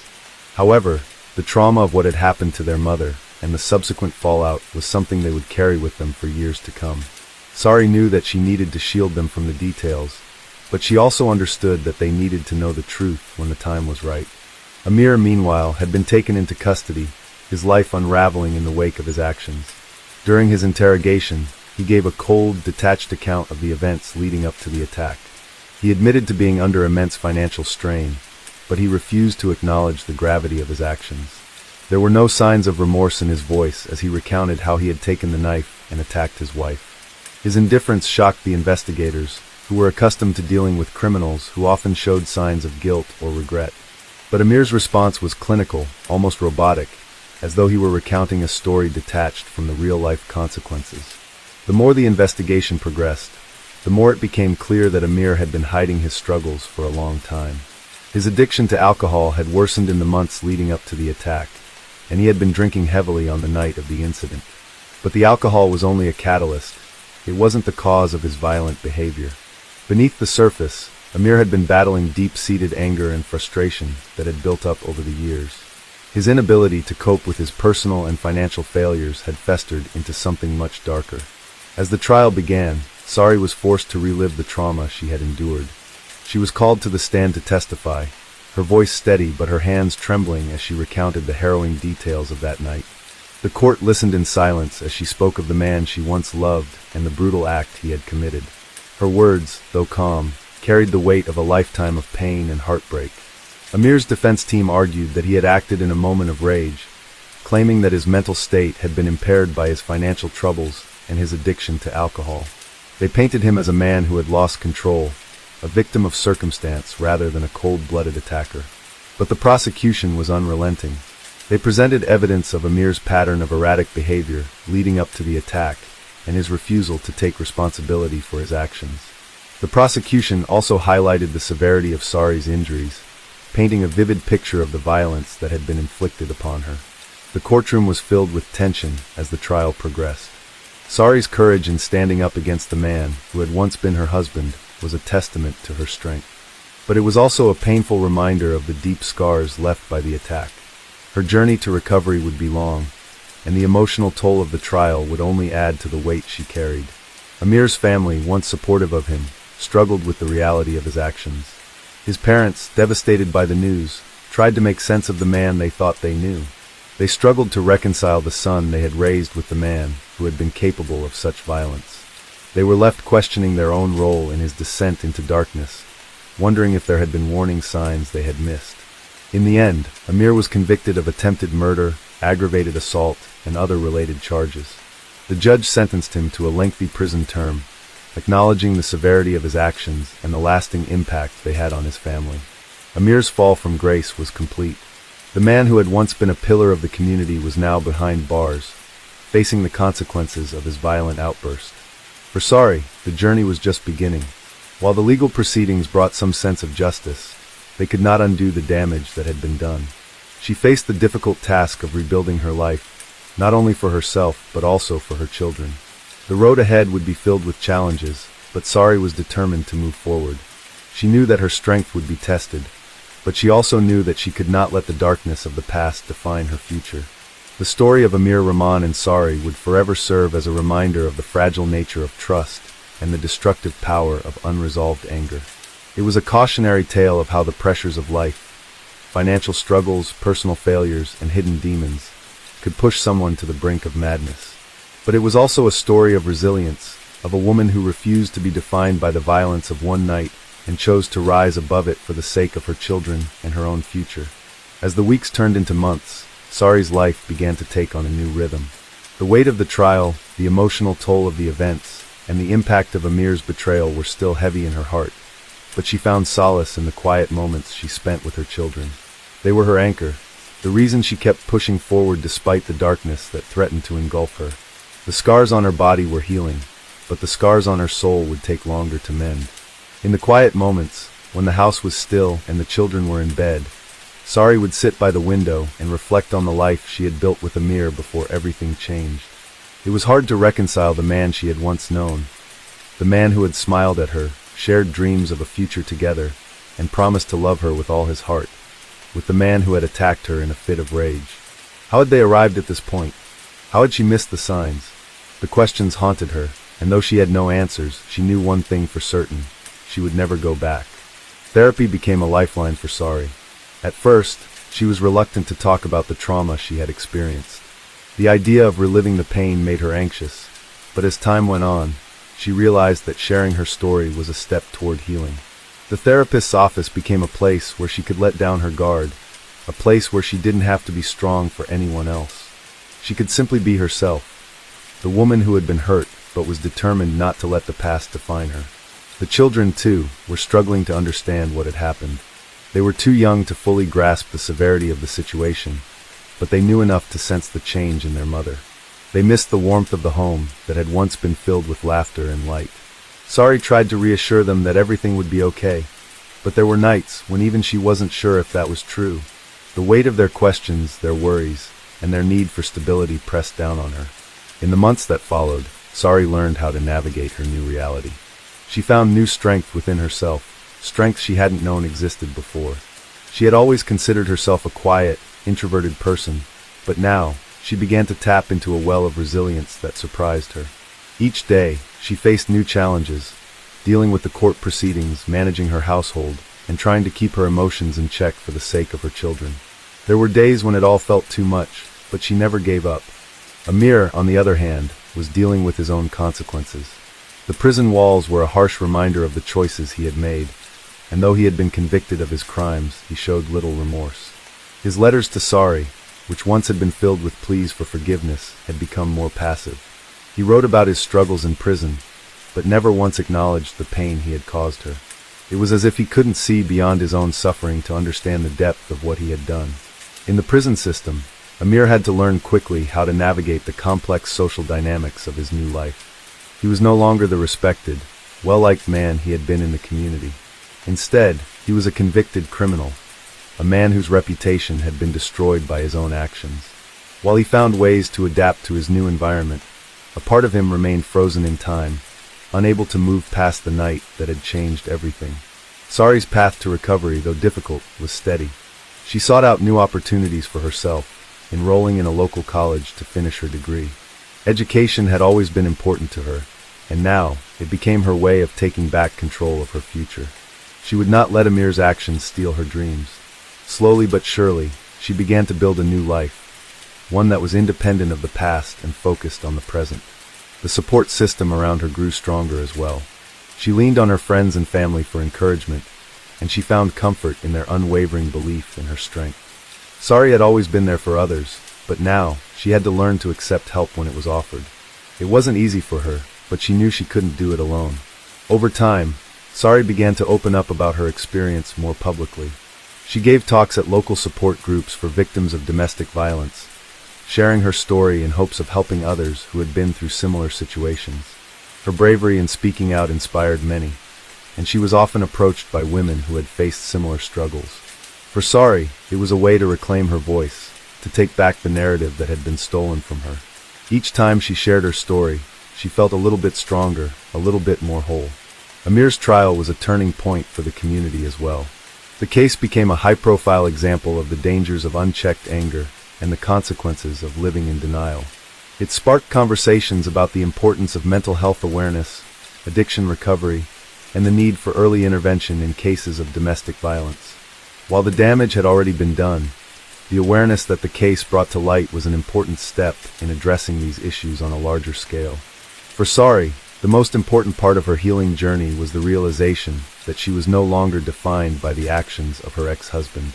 She had spent years identifying herself as a wife, a partner, and a mother, but after the attack, she came to understand that she was so much more than that. She was a survivor. She was a woman who had faced unimaginable pain and was determined to rebuild her life for herself and her children. Sari's journey was far from over, but she had made remarkable progress. With each passing day, she grew stronger, more resilient, and more determined to move forward. She knew that the road ahead would not be easy, but she also knew that she was no longer the woman who had been trapped in a cycle of fear and pain. She was a woman who had chosen to rise above her circumstances, and in doing so, she had reclaimed her power. As the years passed, the scars of the past began to fade, but the lessons remained. Sari's story would continue to be a testament to the power of healing, the strength of the human spirit, and the unwavering will to move forward, no matter the obstacles. Case 6. In 2016, in the sprawling suburban city of Los Angeles, a man named Thomas Langley had everyone fooled. He was known for his charming personality and his seemingly unassuming nature. With a smooth-talking demeanor and a smile that could make anyone feel at ease, he was someone you wouldn't think twice about trusting. On the surface, Langley seemed like any ordinary guy, well-dressed, with a respectable job in a small consulting firm. But underneath that surface was a man who had been plotting one of the most elaborate fraud schemes that would devastate numerous people's lives. Langley wasn't your average scam artist. His charisma allowed him to easily blend into any social circle, making it almost impossible for his targets to suspect he had any ulterior motives. His story began in his mid-30s, when he had already amassed a small fortune through what appeared to be savvy business ventures. People who met him spoke highly of his business acumen, and for years he had managed to avoid suspicion. Langley's ability to manipulate conversations and weave believable lies became his weapon of choice. He was a master of deception, and he used his charm as a mask to cover the darker side of his operations. In the beginning, Thomas Langley used his supposed expertise to offer consultations to individuals looking to grow their personal savings or to expand their small businesses. His consulting firm, which he had founded under the name Langley Enterprises, appeared legitimate. With an office in downtown Los Angeles, the firm had professional branding, an impeccable website, and a staff that seemed to operate efficiently. Langley carefully crafted an image of success, even publishing articles on financial planning, which gave him a reputation as an expert in the field. He made regular appearances at local business seminars, where he spoke confidently about topics such as investment strategies, financial growth, and business management. But what no one knew was that beneath his polished exterior, Langley was quietly planning a massive Ponzi scheme, one that would affect hundreds of investors and steal millions of dollars. His method was simple yet devastatingly effective. He convinced his clients that they had an opportunity to invest in a high-risk, high-reward business venture, an exclusive and limited opportunity, so lucrative that it was almost too good to pass up. Langley promised extravagant returns, often claiming that the investments would yield returns upwards of 30 to 40% annually. Of course, it all sounded too good to be true, but Langley was incredibly convincing, and the allure of quick wealth was enough to make many people ignore their doubts. In the beginning, Langley's scheme seemed harmless. He offered small payouts to his early investors, ensuring that they would keep spreading the word about how successful his company was. Word of mouth was the best marketing tool he could have ever hoped for, and as more people joined the investment pool, the money kept flowing in. At first, investors received the returns Langley promised, which only strengthened their belief in the project. They told their friends and family members, encouraging them to get involved. Langley was building a loyal following of investors who trusted him implicitly. But behind the scenes, Langley was doing something far more insidious. Rather than investing the money, he was using it to pay the earlier investors, creating the illusion of profitability. He was building a pyramid, carefully maintaining the balance to ensure that there was always enough new money coming in to keep up with the growing number of people waiting for their payouts. As the scheme progressed, Langley used the funds for his own personal gain. He bought expensive cars, lived in a luxurious home, and traveled around the world, all while maintaining the appearance of a successful businessman. By 2018, Langley's Ponzi scheme had reached a critical mass. He had dozens of people involved, many of whom were using their life savings or taking out loans to invest. As the number of investors continued to grow, so did the pressure on Langley to maintain the illusion of success. It was a delicate balancing act, and eventually, it all began to unravel. With more people demanding their returns and fewer new investors to fill the void, Langley found himself unable to cover the withdrawals. The money that had once flowed freely was now drying up, and his empire was on the brink of collapse. As Langley's operation grew, so did the suspicion surrounding his activities. Despite his efforts to keep everything under wraps, some of his investors began to ask questions. They noticed that payouts were starting to get delayed, and rumors began to spread that there was no real business behind the lucrative investments. Some people even claimed that Langley had become increasingly defensive and evasive when questioned about the specifics of the investment opportunities. But by the time the investigation into Langley's operations began, it was too late. Many of his investors had already lost everything. Retirees had seen their nest eggs vanish, families had drained their savings, and small business owners were left scrambling to recover the funds they had trusted Langley with. As authorities began piecing together the extent of the fraud, Langley's once gilded reputation began to crumble. The man who had once been so respected was now being painted as a criminal mastermind. The full scale of Langley's operation wasn't revealed until months later, during a lengthy investigation that uncovered the vast network of victims who had been affected by his scam. By the time the case went to trial, Langley had disappeared. He had used the money he stole to cover his tracks, and had likely fled the country. Despite efforts to track him down, Thomas Langley remained at large for several years. However, the damage had already been done, and the lives of those he had swindled were irrevocably altered. Langley's story became a cautionary tale of how even the most charming individuals can harbor the darkest secrets, and how trust can be shattered in the blink of an eye. As investigators continued to work on the case, they uncovered chilling details about Langley's life that made it clear he had been a fraud long before he ever got involved in the consulting business. His past was filled with instances of dishonesty and manipulation, and his rise to success was built on a foundation of lies. The case of Thomas Langley would go on to be one of the most talked about fraud cases in Los Angeles history. Thomas Langley's disappearance was as dramatic as his rise to infamy. After being put on the FBI's most wanted list, he became a ghost, a name whispered in the offices of law enforcement and a constant subject of news reports.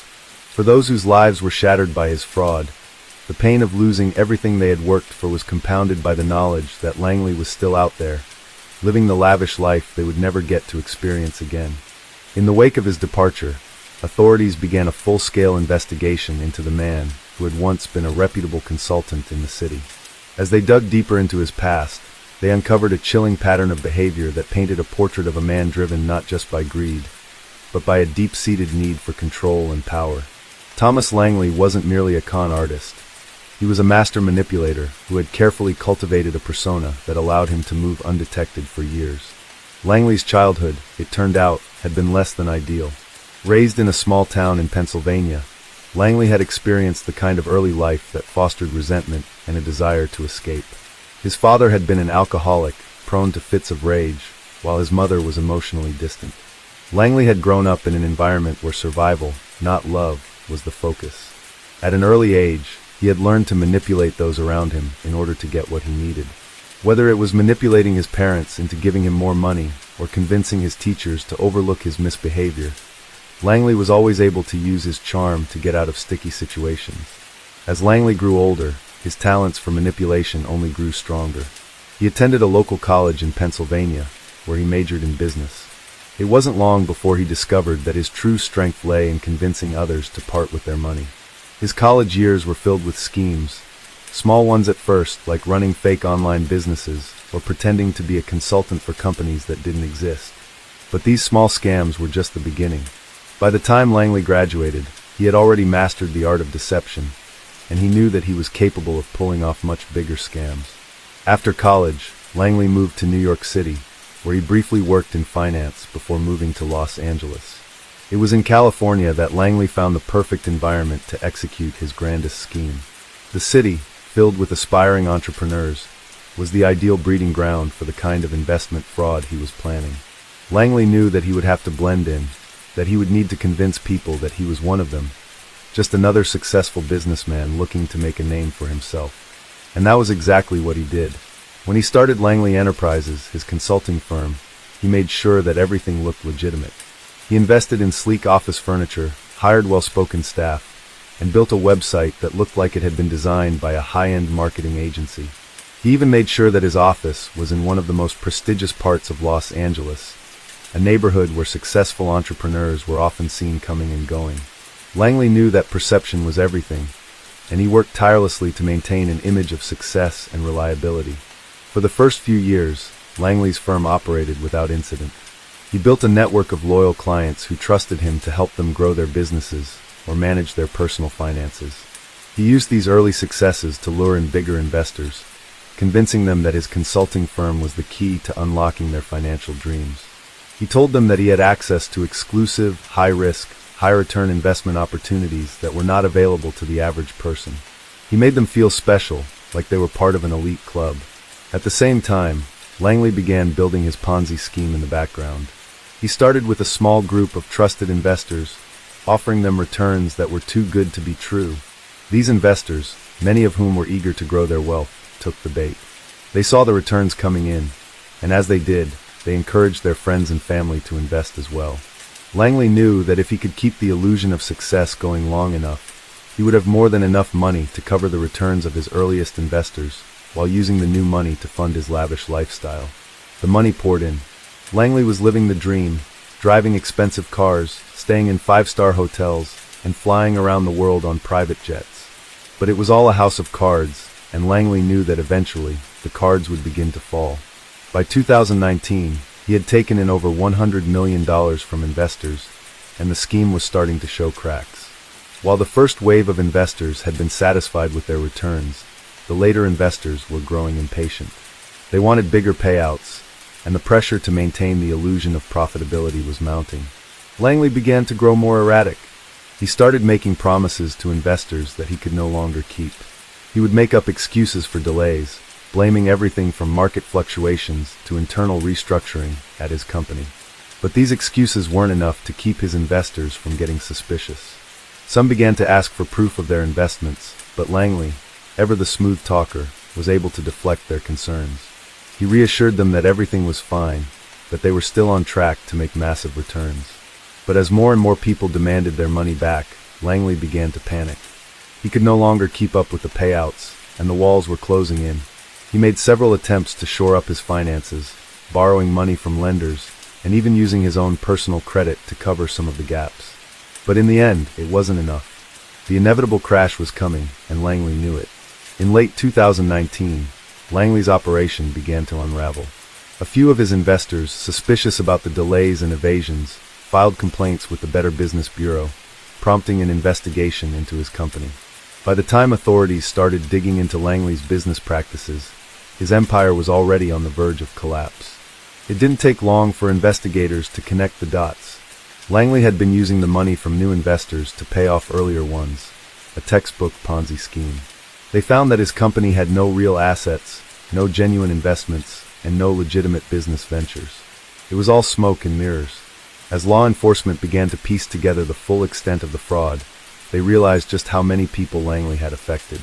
They were no longer just dealing with a few disgruntled investors. They were looking at a full-blown financial crisis, with hundreds of people having lost everything. While investigators were busy tracing Langley's movements, a manhunt was launched. They knew that Langley would likely try to flee the country, but they had no idea where he might go. His sudden disappearance left his investors reeling, with many of them unable to comprehend that they had been duped by a man they had trusted so completely. Langley's story, however, didn't end with his disappearance. As the investigation progressed, more victims came forward, some of whom had lost their entire life savings, their homes, and even their businesses. Langley's scheme had devastated lives in ways that could never be undone. The victims were left to pick up the pieces, knowing that they would never get back what they had lost. Despite the trail going cold for years, the investigation into Langley's fraud operation continued. It would become one of the longest-running cases of its kind in Los Angeles history, with law enforcement and financial experts working tirelessly to uncover the full scope of the damage. But Langley, it seemed, had vanished into thin air, his name becoming synonymous with betrayal and greed. The months stretched into years, and as time wore on, the hope of catching Thomas Langley began to fade. Investigators were left with little to go on. Langley had erased every trace of his past, leaving behind no paper trail, no connections that could be exploited. His records had been carefully cleaned, his digital footprint practically non-existent. It was as though he had disappeared without a trace, leaving only the wreckage of his victims and the hollow promises of wealth he had fed them. But one thing Langley hadn't accounted for was the tenacity of those he had wronged. The victims, devastated by their financial ruin, became determined to see justice done. A grassroots movement began to take shape, as former investors formed support groups and began pooling their resources to investigate Langley themselves. They couldn't rely on the authorities alone. They had to take matters into their own hands. This was more than just a fight for money. It was a battle for their dignity, for the sense of justice they felt had been denied to them. Among the victims was a woman named Rebecca Grant, a former high-powered executive who had worked in Silicon Valley for years. Rebecca had been one of Langley's early investors, trusting him with a significant portion of her retirement fund. She had believed in Langley's promise of high returns, convinced that his reputation and charisma were enough to make her money grow exponentially. But when Langley disappeared, Rebecca was left not just with a financial loss, but with a sense of deep personal betrayal. She had given him her trust, and in return, he had taken everything. Rebecca was one of the first to lead the charge in holding Langley accountable. She organized meetings with other victims, some of whom had lost their entire life savings, others who had borrowed money to invest in Langley's schemes. They were all united by the same sense of betrayal, and they were determined to see Langley pay for his actions. They pooled their resources, hiring private investigators and cybersecurity experts to try to track down Langley's whereabouts. It was a long shot, but Rebecca was willing to do whatever it took. As the group worked tirelessly to uncover clues, they discovered something chilling. Langley had left behind a trail, one that had remained hidden for years. They found connections to shell companies in foreign countries, financial transactions that were cleverly disguised to look legitimate. They also discovered a network of people who had worked for Langley, people who had unknowingly helped him launder his ill-gotten gains. These individuals had all disappeared too, their roles in the operation swept under the rug. One of the more surprising revelations was that Langley had maintained a network of offshore accounts in multiple countries. This was not just a man running a fraudulent consulting firm. Langley had built an intricate web of financial transactions across borders, hiding his wealth in plain sight. Some of these accounts had been dormant for years, but others had shown signs of activity, sending small, untraceable payments to various recipients.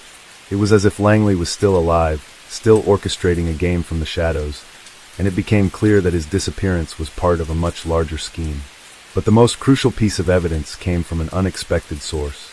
After months of investigation, Rebecca's group managed to track down one of Langley's former associates, a man named Jason Miller. Jason had worked closely with Langley during the height of the Ponzi scheme, helping to manage investor relations and orchestrating the elaborate lies that Langley fed to his clients. He had been one of the few people who truly knew Langley, and when the pressure became too much, Jason had disappeared, just like the rest of them. Through careful investigation, the group managed to find Jason living under an assumed name in a small town in Nevada. He had been living a quiet life, far removed from the chaos he had left behind, but Rebecca and her team were able to convince him to speak. Jason, it turned out, had a conscience. While he had been complicit in the fraud, he was now racked with guilt over the pain he had helped cause. He agreed to provide valuable information in exchange for immunity from prosecution. Jason led Rebecca's group to a hidden villa in the outskirts of Los Angeles, where Langley had been living in the years before his disappearance. The villa was not the luxurious mansion that many had imagined. Instead, it was a modest property, located far from the public eye. But inside, they found evidence that suggested Langley had been preparing for his escape long before he vanished. He had gathered a collection of fake passports, multiple forms of identification, and a series of encrypted hard drives that contained information about his financial activities. With this new lead, the FBI was once again brought into the investigation. Jason's testimony provided the missing link in the case, and authorities were finally able to piece together the scope of Langley's fraud operation. They learned that Langley had been operating the Ponzi scheme for nearly a decade, manipulating investors and raking in millions while hiding his true intentions.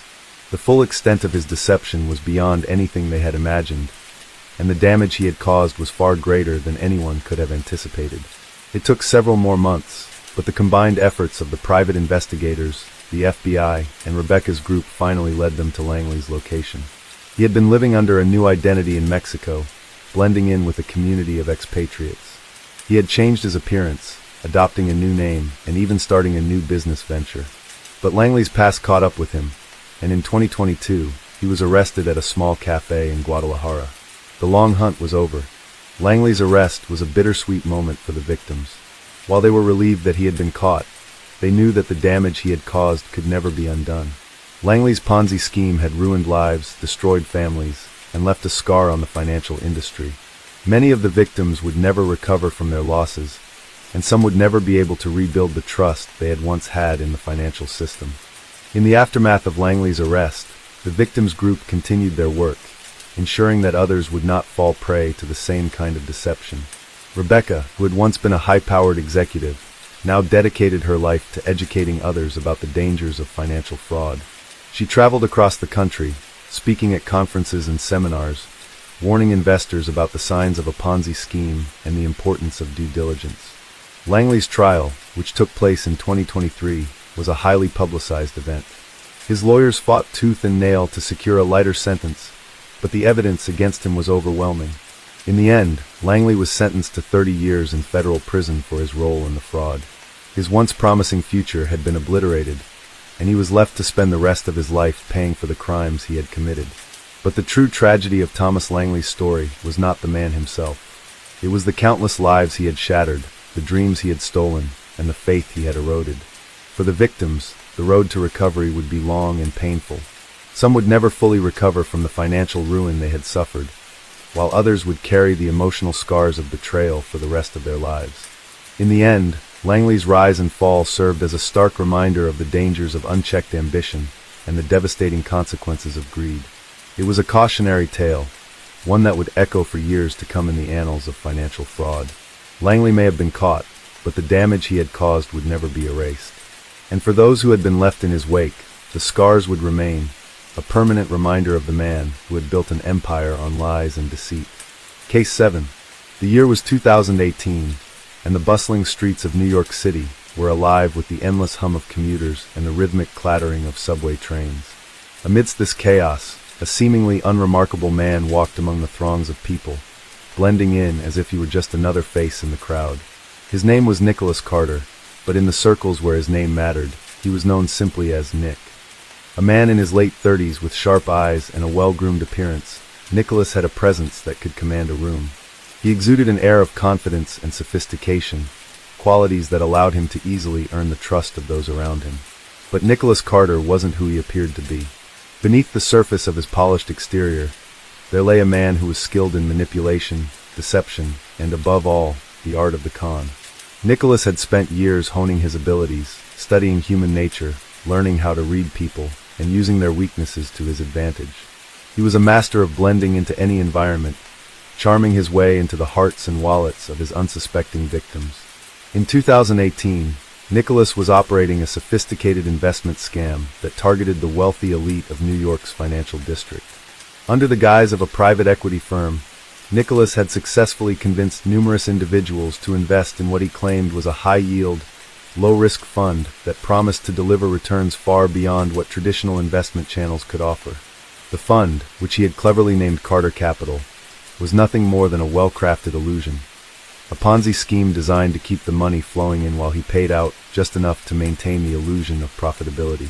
Nicholas had started small, targeting acquaintances and colleagues from his time in the finance world. He presented himself as a seasoned investor with an impressive track record, and he used this fabricated history to lure in more clients. At first, everything seemed legitimate. He made early payouts to investors, using the money from newer clients to keep the cycle going. Word spread quickly, and soon, Nicholas was gaining the trust of some of New York's most influential figures, entrepreneurs, CEOs, and even celebrities. His ability to make people believe in his promises was uncanny. He understood the psychology of wealth, how the rich were always seeking more, always looking for the next big opportunity. Nicholas had carefully crafted his pitch to appeal to their desires: the need for exclusivity, the allure of wealth, the promise of insider information. He offered them an investment vehicle that seemed too good to pass up, and for many, it was. For months, the scheme seemed to be running smoothly. Nicholas made sure to maintain the appearance of legitimacy. His office in a sleek Manhattan skyscraper was immaculate, filled with the latest technology and staffed by people who appeared to be well-versed in finance. He threw lavish events, inviting potential investors to swanky parties at upscale venues, where he would mingle with the city's elite, making connections and subtly reinforcing the image of success. Everything about Carter Capital screamed professionalism and success, and few questioned it. But like all great cons, there were cracks beneath the surface. As the months wore on, the number of investors grew, and the amount of money flowing into the scheme increased exponentially. Nicholas had been able to keep things afloat by paying out small returns to the early investors, but the influx of new money had begun to slow. He needed to find new ways to keep the scheme going, and that's when he began to take bigger risks. He started diverting funds into speculative investments that had little chance of success: high-risk real estate ventures, obscure stocks, and even cryptocurrency. Nicholas hoped that some of these ventures would pay off, but they only served to deepen his financial hole. The money that was supposed to be used to pay out investors was now being used to cover up the losses from these risky ventures. The cracks in the scheme were widening, and it was only a matter of time before the truth would come to light. But Nicholas was not a man easily deterred. He was determined to maintain the facade for as long as possible. His charm, his ability to manipulate, and his unwavering confidence were his greatest weapons. He had built a network of loyal followers, people who believed in him and his vision, and he leaned on them heavily as he navigated the increasingly precarious situation. It wasn't just about the money for Nicholas, it was about power. The thrill of controlling people, the rush of watching them hand over their life savings in exchange for the illusion of wealth, was intoxicating. Every new investor was another victory, another notch in his belt. He reveled in the attention, the admiration, and the fear that he could inspire in others. But with every victory, the risk grew. Nicholas knew that if the scheme were ever uncovered, the consequences would be catastrophic. Yet, he continued to push forward, believing that he could outsmart the system, that he could avoid the inevitable fallout. He was careful, meticulous, always a step ahead. But as the scheme grew larger and more complex, it became harder to manage, harder to control. In the fall of 2018, things began to unravel. A whistleblower, an employee who had worked for Nicholas in the early days of Carter Capital, became suspicious of the operation. She had noticed discrepancies in the financial records, payments that didn't add up, and a growing sense of unease within the office. Her instincts told her that something wasn't right. She started to investigate, digging into the company's accounts and discovering that the vast majority of the funds were unaccounted for. She didn't waste time. She contacted the authorities and provided them with the evidence she had uncovered. The FBI soon launched an investigation into Carter Capital, and what they found was shocking. The scheme had grown far beyond what anyone had anticipated. Nicholas Carter had managed to defraud investors out of millions of dollars, and the extent of the deception was staggering. But as the authorities began to close in, Nicholas had already begun to disappear. At the height of the investigation, Nicholas Carter vanished without a trace. His office was emptied, his phone lines disconnected, and his once glamorous lifestyle came to a screeching halt. He had planned for this moment, anticipating that his scheme would eventually be exposed. Nicholas knew that the day would come when the truth would catch up with him, but he had no intention of facing the consequences. In the weeks that followed, investigators worked tirelessly to track down Nicholas. His once glamorous world had crumbled, and he was now a fugitive on the run.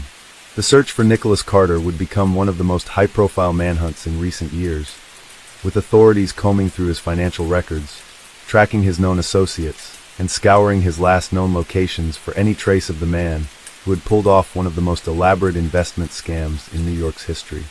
But even as the investigation intensified, Nicholas remained elusive. The man who had once seemed so confident, so in control, had become a shadow, a figure who existed only in the whispers of those who had been left behind. As the weeks turned into months, the search for Nicholas Carter intensified. Law enforcement agencies across the country were now involved, tracking every lead and reviewing his extensive network of contacts. His sudden disappearance left many unanswered questions. How could someone so carefully calculated, so methodical in his deception, vanish without a trace? The authorities had discovered that Nicholas had maintained multiple aliases, using a variety of fake identities and offshore accounts to obscure his movements. He was no stranger to evading detection. Meanwhile, the victims of his scheme were left in a state of shock and disbelief. The realization that they had been conned on such a grand scale sent ripples through New York's high society. For many, it was an emotional blow as much as a financial one. These were people who had trusted Nicholas with their money, their livelihoods, and in some cases, their hopes for a comfortable future. Some of them were entrepreneurs who had invested their last savings into what they believed was a sure thing. Others were established businesspeople looking for an opportunity to diversify their portfolios. The devastation was palpable. Among the investors who were hardest hit was Victoria Grant, a well-known socialite and philanthropist. Victoria had been one of Nicholas's first high-profile clients, someone he had courted with promises of great returns and exclusive access to financial opportunities. She had always been cautious with her investments, but Nicholas had swept her off her feet with his charisma and his tales of untapped potential. In the months leading up to the discovery of the scam, Victoria had become increasingly involved with Carter Capital, attending meetings, hosting events, and promoting the firm to her network of wealthy friends. When the truth came to light, she was devastated. Not only had she lost a significant portion of her fortune, but she also felt personally betrayed. Nicholas had played on her vulnerabilities, manipulating her into believing in the legitimacy of his operations. For Victoria, the emotional toll was as severe as the financial one. Her reputation, built on years of careful social navigation and philanthropic work, was now in jeopardy. The public nature of her involvement in Carter Capital added to her humiliation, and she was forced to step back from her social circles for a time. But Victoria was not the only one to suffer. A prominent entrepreneur named Alan Simmons, who had poured millions of dollars into Nicholas's fund, was left scrambling to find answers. Alan had worked tirelessly to build his business, a successful tech startup that had become one of the most promising in the city. He had believed that investing with Carter Capital would secure his company's future and provide a cushion for his retirement. The revelation that his money had been siphoned away into a fraudulent scheme left him in a state of disbelief. His company, which had been thriving just months before, now faced financial ruin. For Alan, the pain was not just in the loss of money, but in the realization that his judgment had failed him so completely. He had been taken in by Nicholas's charm and polished appearance, unable to see the warning signs that now seemed so obvious in retrospect. The betrayal was not just financial, it was personal. Nicholas had become a trusted advisor, a confidant, someone who had presented himself as a partner in success. As the authorities closed in, they found that Nicholas had carefully constructed his web of deception. He had created a network of fake companies and shell corporations, all designed to disguise the true nature of his operations. His financial records were complex, filled with layers of misdirection and false documentation. It was clear that Nicholas had gone to great lengths to cover his tracks, leaving behind few clues that could lead investigators to him. But despite his careful planning, the cracks in the scheme were starting to show. The FBI, working in conjunction with financial analysts, began to piece together the true scope of the scam. They discovered that the funds from Carter Capital had been funneled into a variety of high-risk ventures, many of which were failing. Nicholas had been using the money from new investors to pay off the old ones, a classic Ponzi scheme tactic. But as the flow of new investments slowed, the scheme began to collapse under its own weight. Nicholas had gambled on risky real estate deals in the outer boroughs of New York, betting that a rising property market would allow him to make huge profits. He had invested heavily in several luxury developments, promising high returns to his investors. But the real estate market was not as robust as he had anticipated, and many of his investments began to tank.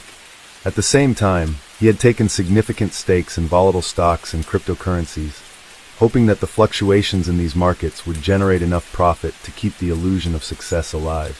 In truth, Nicholas had been playing a dangerous game, one that required constant vigilance and an ever-growing pool of new money to sustain it. As the pressure mounted, he began to take even bigger risks, diverting funds from his investors into personal expenses.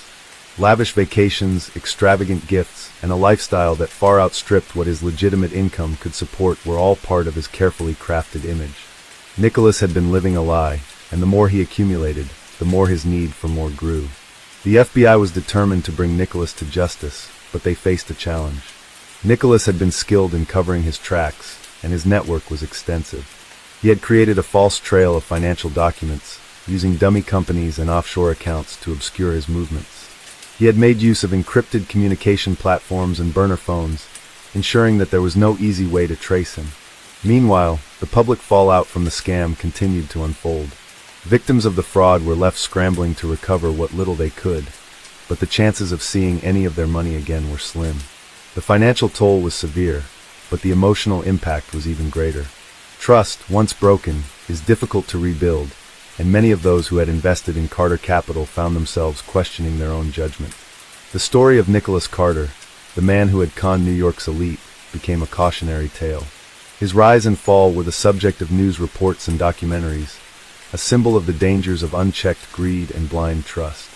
As for Nicholas, his name became synonymous with deception, a reminder of how easily someone could be manipulated by a charismatic con artist. But despite the investigation and the media attention, Nicholas remained elusive. The authorities continued their search, but as time passed, the chances of finding him grew slimmer. He had disappeared into the ether, vanishing as quickly as he had appeared, leaving behind a trail of broken promises, shattered lives, and a city that had been taken in by his lies. Months turned into a year, and Nicholas Carter's name slowly faded from the headlines.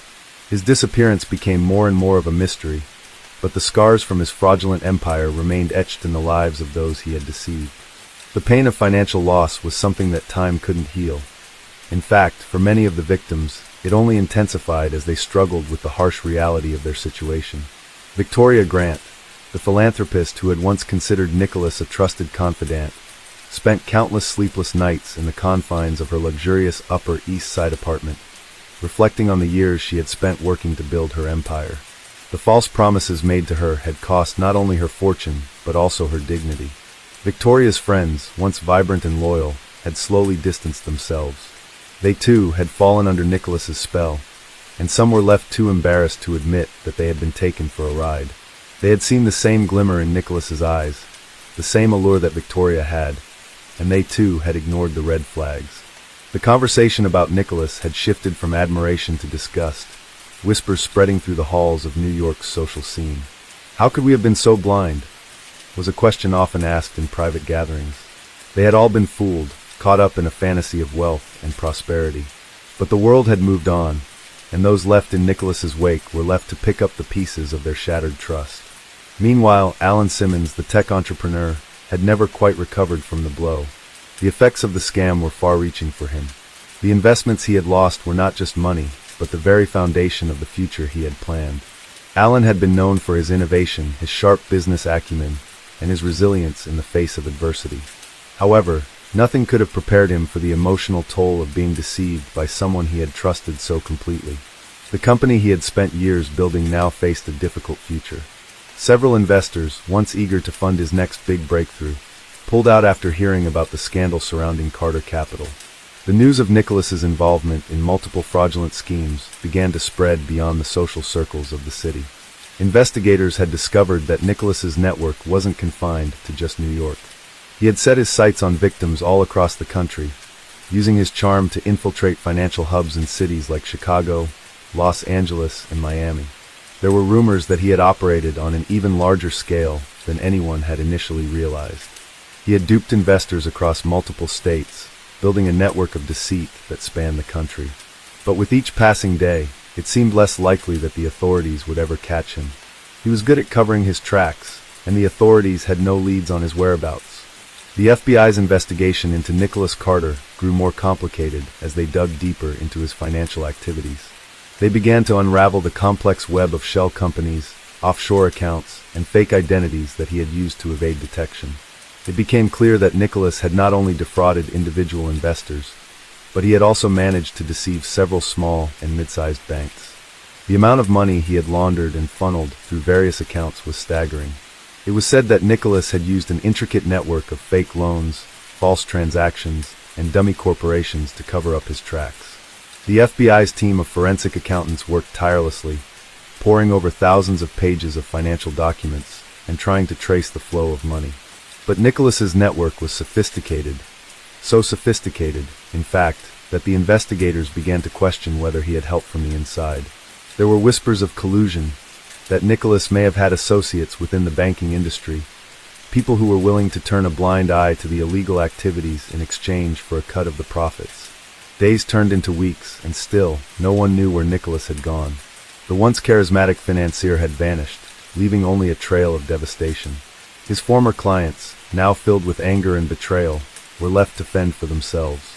Many of them filed lawsuits in an attempt to recover their losses, but with little success. It was clear that Nicholas had taken extreme measures to hide his assets, and most of them were out of reach.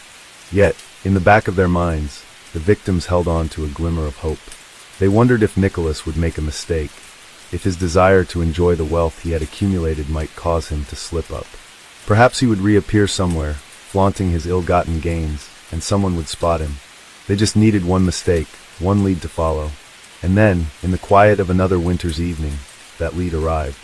The break came when an informant, a former associate of Nicholas's who had fallen out with him during the height of his deception, contacted the FBI. The informant claimed to have knowledge of Nicholas's final days before disappearing. They described a meeting that had taken place in a small, upscale restaurant in Miami, where Nicholas had been seen speaking with several individuals who were known to have ties to the underground world of money laundering and organized crime. The details of that meeting set off a chain reaction of events. The FBI traced the informant's account back to a private storage unit in a nondescript warehouse in Miami. When agents finally opened the unit, they found an array of personal items, clothing, documents, and even a stack of cash that had been hidden away.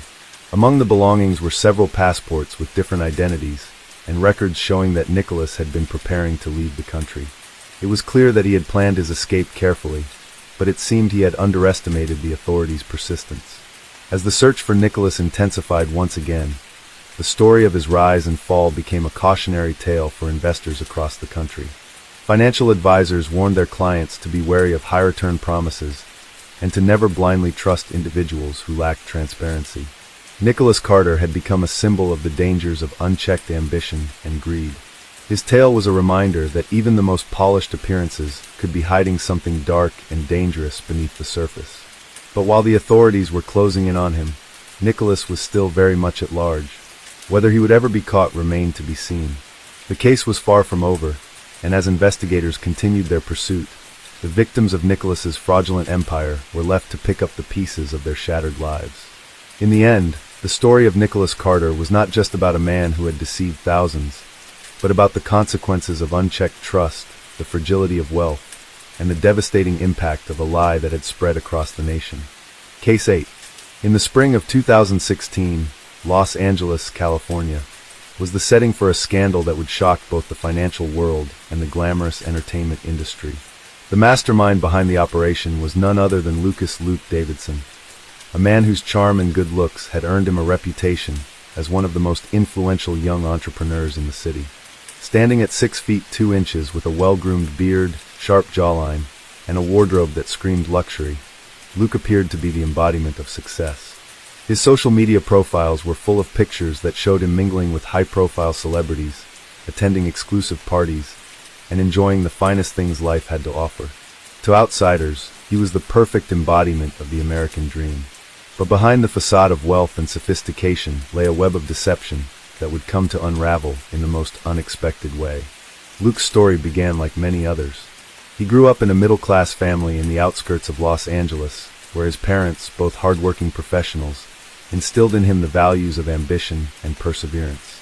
He graduated from a private high school with honors and went on to study business at a prestigious university in the city. During his college years, Luke developed a keen interest in the world of finance and technology. He saw the rise of tech companies, particularly in Silicon Valley, and decided that he too could make it big in the world of startups. He was known for his charisma, a trait that helped him build a strong network of investors and influencers in the city. By the time he was 25, Luke had already founded 2 failed tech startups, but his charm and smooth talking had kept him afloat. He learned from his mistakes and knew how to spin them into stories of resilience and growth. It was this ability to create a narrative that would later help him pull off the grandest scam Los Angeles had ever seen. In 2015, Luke founded a new company called Nova Ventures. According to his pitch, Nova Ventures was a cutting-edge tech firm specializing in artificial intelligence and blockchain technology. The company, he claimed, would revolutionize industries ranging from healthcare to finance by using AI to predict market trends and optimize business operations. Luke sold the vision with such confidence that even the most skeptical investors were swept up in the excitement. Nova Ventures was not just another tech startup, it was a movement, and Luke was its charismatic leader. He crafted a compelling story about a team of brilliant engineers and scientists who were working tirelessly to develop groundbreaking solutions. Luke's social media presence reflected this narrative, showcasing the team at work in sleek, modern offices, attended by people who seemed to be always on the edge of discovering the next big thing. Investors were hooked. He held lavish private events and gatherings where investors were treated to dinners at high-end restaurants and exclusive networking sessions. He even made personal phone calls to major investors, assuring them that Nova Ventures was on the brink of a breakthrough. The company's stock value soared, and Luke's circle of wealthy investors and venture capitalists grew. Many were impressed by his apparent vision and the highly sophisticated technology he was developing. They didn't question the lack of tangible products or prototypes, trusting that Luke would deliver on his promises in due time. For a while, things seemed to be going well. Luke lived a lifestyle that many could only dream of. He was regularly featured in industry magazines as one of Los Angeles's most promising young entrepreneurs. His photos graced the pages of Tech Innovator and LA's 30 Under 30 lists. He was photographed next to celebrities and billionaires, establishing himself as a fixture in the city's elite social circles. His wealth grew, and so did his influence. But beneath the surface, things were falling apart. Luke's claims about Nova Ventures and its innovative technologies were nothing more than carefully crafted lies. The company had no breakthrough AI algorithms, no blockchain technology, and no real product to speak of. Instead, Nova Ventures was merely a shell company that existed to attract investment funds. Luke was using the money he collected from investors to maintain his lavish lifestyle, expensive cars, luxury condos, and private jet flights. He also had a network of associates who helped him orchestrate the scheme, creating fake documents, forging emails, and maintaining the illusion of a thriving company. As the months passed, a few sharp-eyed investors began to ask questions. Some were becoming increasingly frustrated with the lack of progress and the vague updates they were receiving. They were growing suspicious of the delays, especially as Nova Ventures continued to burn through their funds without producing anything tangible. But Luke, always the smooth talker, reassured them. He told them that technology development was a slow process and that they needed to be patient. He even promised that the company would soon be ready for a major public offering, which would make them all rich. However, by the beginning of 2016, the cracks in Luke's empire were starting to show. Some investors, unable to get direct answers from him, began to dig deeper into the company's finances.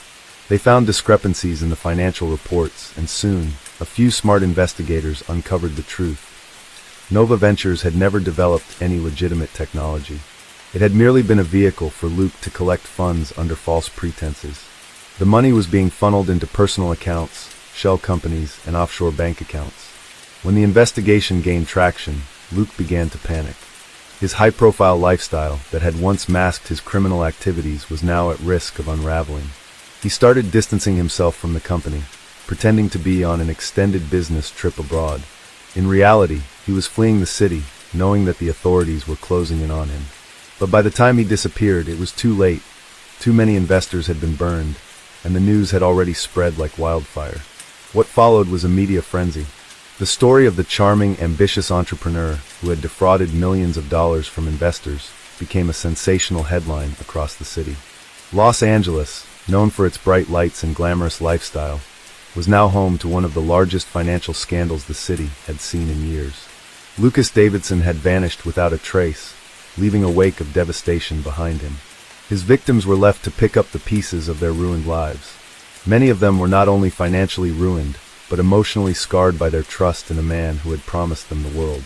The authorities worked tirelessly to track down Luke, but it seemed that he had disappeared into the ether. The search for him became an obsession for both the FBI and private investigators, but as days turned into weeks, there were no signs of his whereabouts. As the weeks went by and the story of Luke Davidson's fraudulent operation spread across the news, the investigation into Nova Ventures gained momentum. The FBI and local law enforcement were now actively involved, trying to track down the man who had orchestrated what seemed to be one of the most elaborate Ponzi schemes in recent Los Angeles history. However, Luke's disappearance wasn't going to be as simple as the authorities had hoped. Luke had planned his exit meticulously. Long before the first signs of trouble emerged, he had covered his tracks. He had multiple identities, a web of fake companies, and a network of loyal associates who were willing to do whatever it took to protect him. He had vanished from the public eye as swiftly as he had appeared. His social media accounts were wiped clean, and his last known whereabouts were a vague story about a business trip to Europe that seemed increasingly dubious. In the months following Luke's disappearance, the victims of Nova Ventures' scam began to come together. The anger was palpable.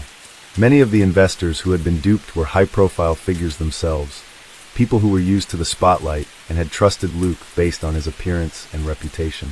Some had invested millions of dollars, while others had bet their life savings on Luke's promises of exponential returns. The more they dug into the scheme, the more they realized how expertly Luke had manipulated them all. The victims included celebrities, prominent venture capitalists, and even well-known tech entrepreneurs. Among them was a well-respected Silicon Valley investor named Emily Park, who had been one of Luke's earliest backers. She had met Luke at a tech conference in San Francisco, and he had been charming and persuasive.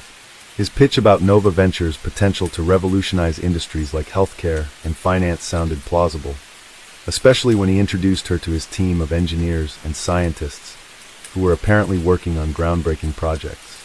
Emily was convinced that Nova Ventures was poised to change the world, but as she later found out, the team Luke had introduced her to didn't actually exist.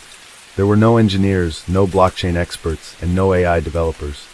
Only actors who had been hired to play roles in Luke's elaborate ruse. Emily was devastated by the revelation, not just because of the financial loss, but because she felt personally betrayed. Luke had used her trust to manipulate her into investing, all while feeding her a narrative that made her believe she was part of something revolutionary. As Emily began to compare notes with other victims, it became clear that Luke had operated on a level of sophistication that made him almost untouchable. His charm had been his greatest asset. He didn't just sell an idea, he sold a vision. And he made it seem so real, so tangible, that no one questioned the holes in his story. The luxury lifestyle, the fake products, the endless meetings with investors, they were all part of a carefully constructed illusion. For some of the investors, the pain of being scammed was made even worse by the fact that they had to maintain their social reputations. They had backed a man who was now a fugitive, and their involvement in the scheme was beginning to tarnish their own names. Some of them had lost not just money, but their credibility in the business world. The shame they felt was overwhelming, but they had no choice but to stand together in an attempt to recover some of what had been lost. It wasn't just the financial damage that left a scar on these individuals. Luke had preyed on their emotions, playing into their desires for success, their fear of missing out, and their need for validation. By the time the truth came out, many of these victims had already lost something more valuable than money: trust in themselves. They had believed in a man who promised them the moon, only to be left with nothing but the bitter taste of betrayal. The authorities, meanwhile, were working around the clock to find Luke. They had his last known location traced to a private airport in Los Angeles, where he had boarded a flight to an undisclosed destination. Investigators scoured every lead, following the trail of his bank accounts, his assets, and his associates, but it seemed that Luke had been one step ahead of them at every turn. Luke's ability to disappear was aided by his extensive knowledge of the digital world. He had erased his traces from the internet, using burner phones and encrypted communication methods to stay out of sight. Even his associates, who had helped him set up the fake companies and created the illusion of a thriving business, were either untraceable or unwilling to cooperate with the authorities. In the midst of this chaos, the media continued to feed the public's insatiable curiosity about the man who had deceived so many. Investigative journalists worked tirelessly to uncover the full extent of Luke's fraudulent activities. Some of them managed to track down former employees of Nova Ventures, who shared their stories of a company that had never truly existed beyond the glossy marketing materials and flashy presentations Luke had used to attract investors. These former employees described an atmosphere of constant pressure, where anyone who asked too many questions was quickly silenced. They spoke of Luke's manipulative tactics, his ability to charm anyone into believing in his vision, and his complete disregard for the well-being of others. As the investigation into Luke Davidson continued, a pattern began to emerge. Luke wasn't just a con artist. He was a master manipulator who understood the psychology of trust. He knew that people wanted to believe in something extraordinary, something that would set them apart from the rest of the world. And he knew how to sell that dream, no matter how unrealistic it was. The more the authorities uncovered, the more it became clear that Luke's scam had been years in the making. Nova Ventures had been his final, grand deception, but it was not the first time he had pulled the wool over people's eyes.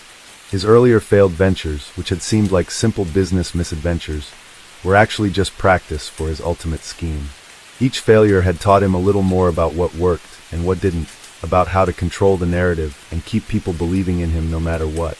The FBI, now armed with an understanding of Luke's modus operandi, began to focus on the international aspect of the case.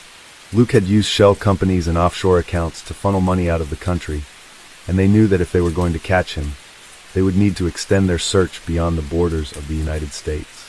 With each passing day, the pressure mounted on the authorities to capture Luke. As more information came to light, the FBI and other federal agencies began working together to trace Luke's financial moves across international borders. Investigators discovered a network of shadow companies that Luke had set up in places like the Cayman Islands and Luxembourg, locations known for their lenient tax laws and strong banking secrecy.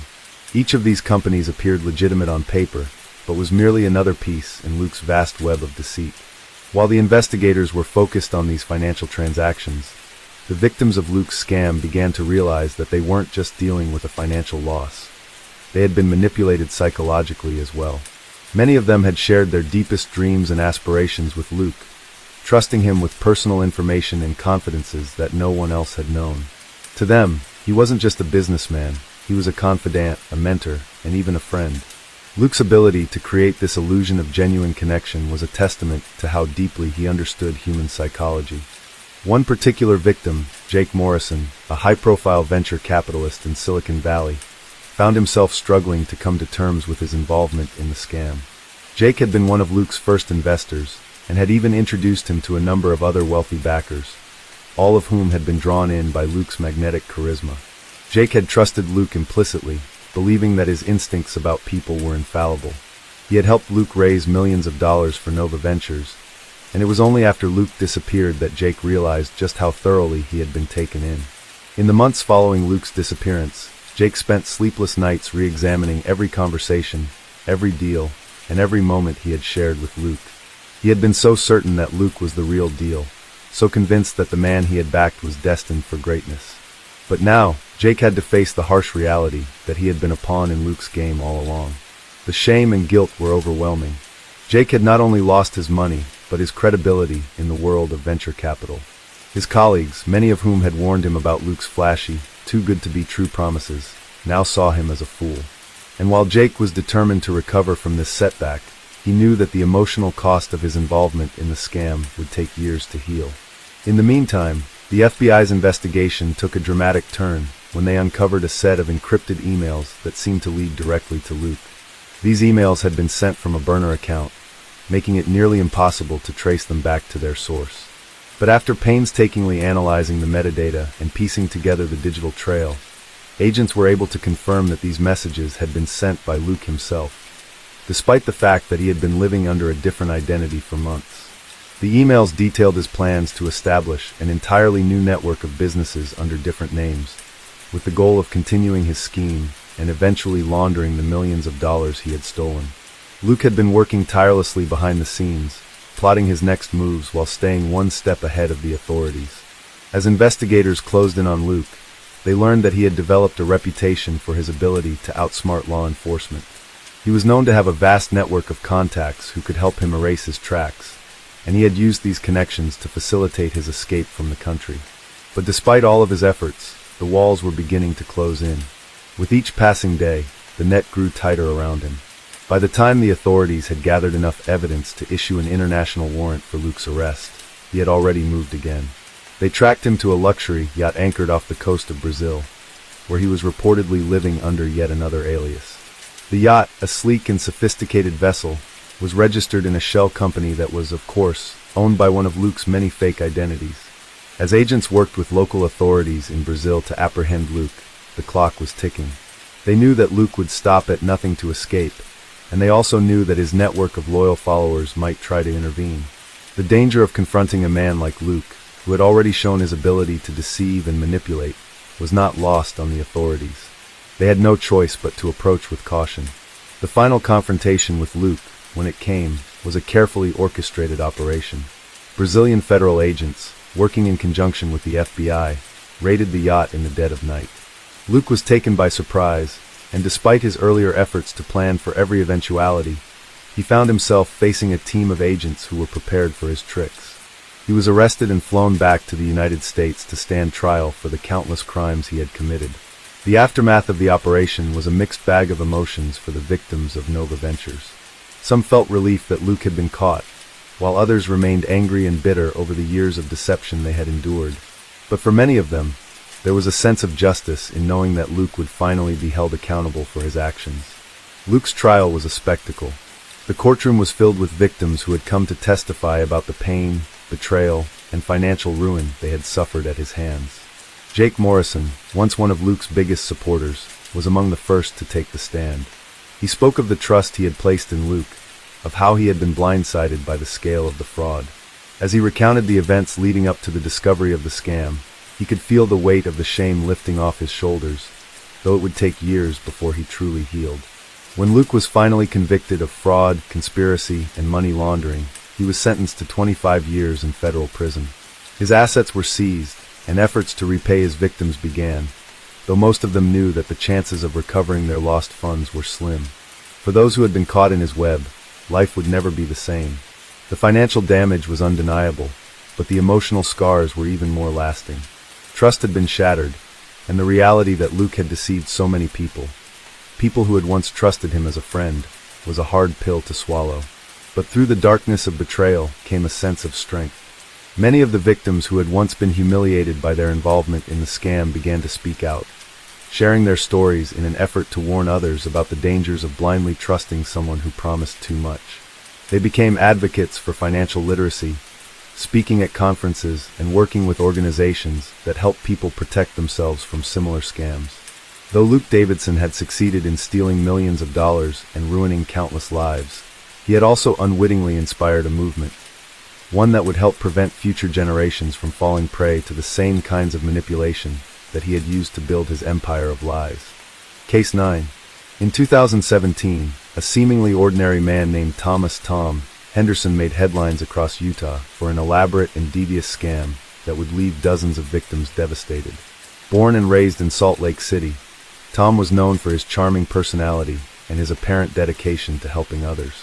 He was a self-proclaimed financial guru, boasting about his ability to help people become financially independent through high-yield investment opportunities. At first glance, he seemed like any other entrepreneurial type eager to share his knowledge. However, behind his affable exterior lay a mind capable of orchestrating one of the most complicated and manipulative fraud schemes the state had ever seen. Tom had always been a smooth talker. From an early age, he had a knack for making people believe in his abilities, even when his resume was less than impressive. After high school, he attended a local community college but dropped out after just one semester.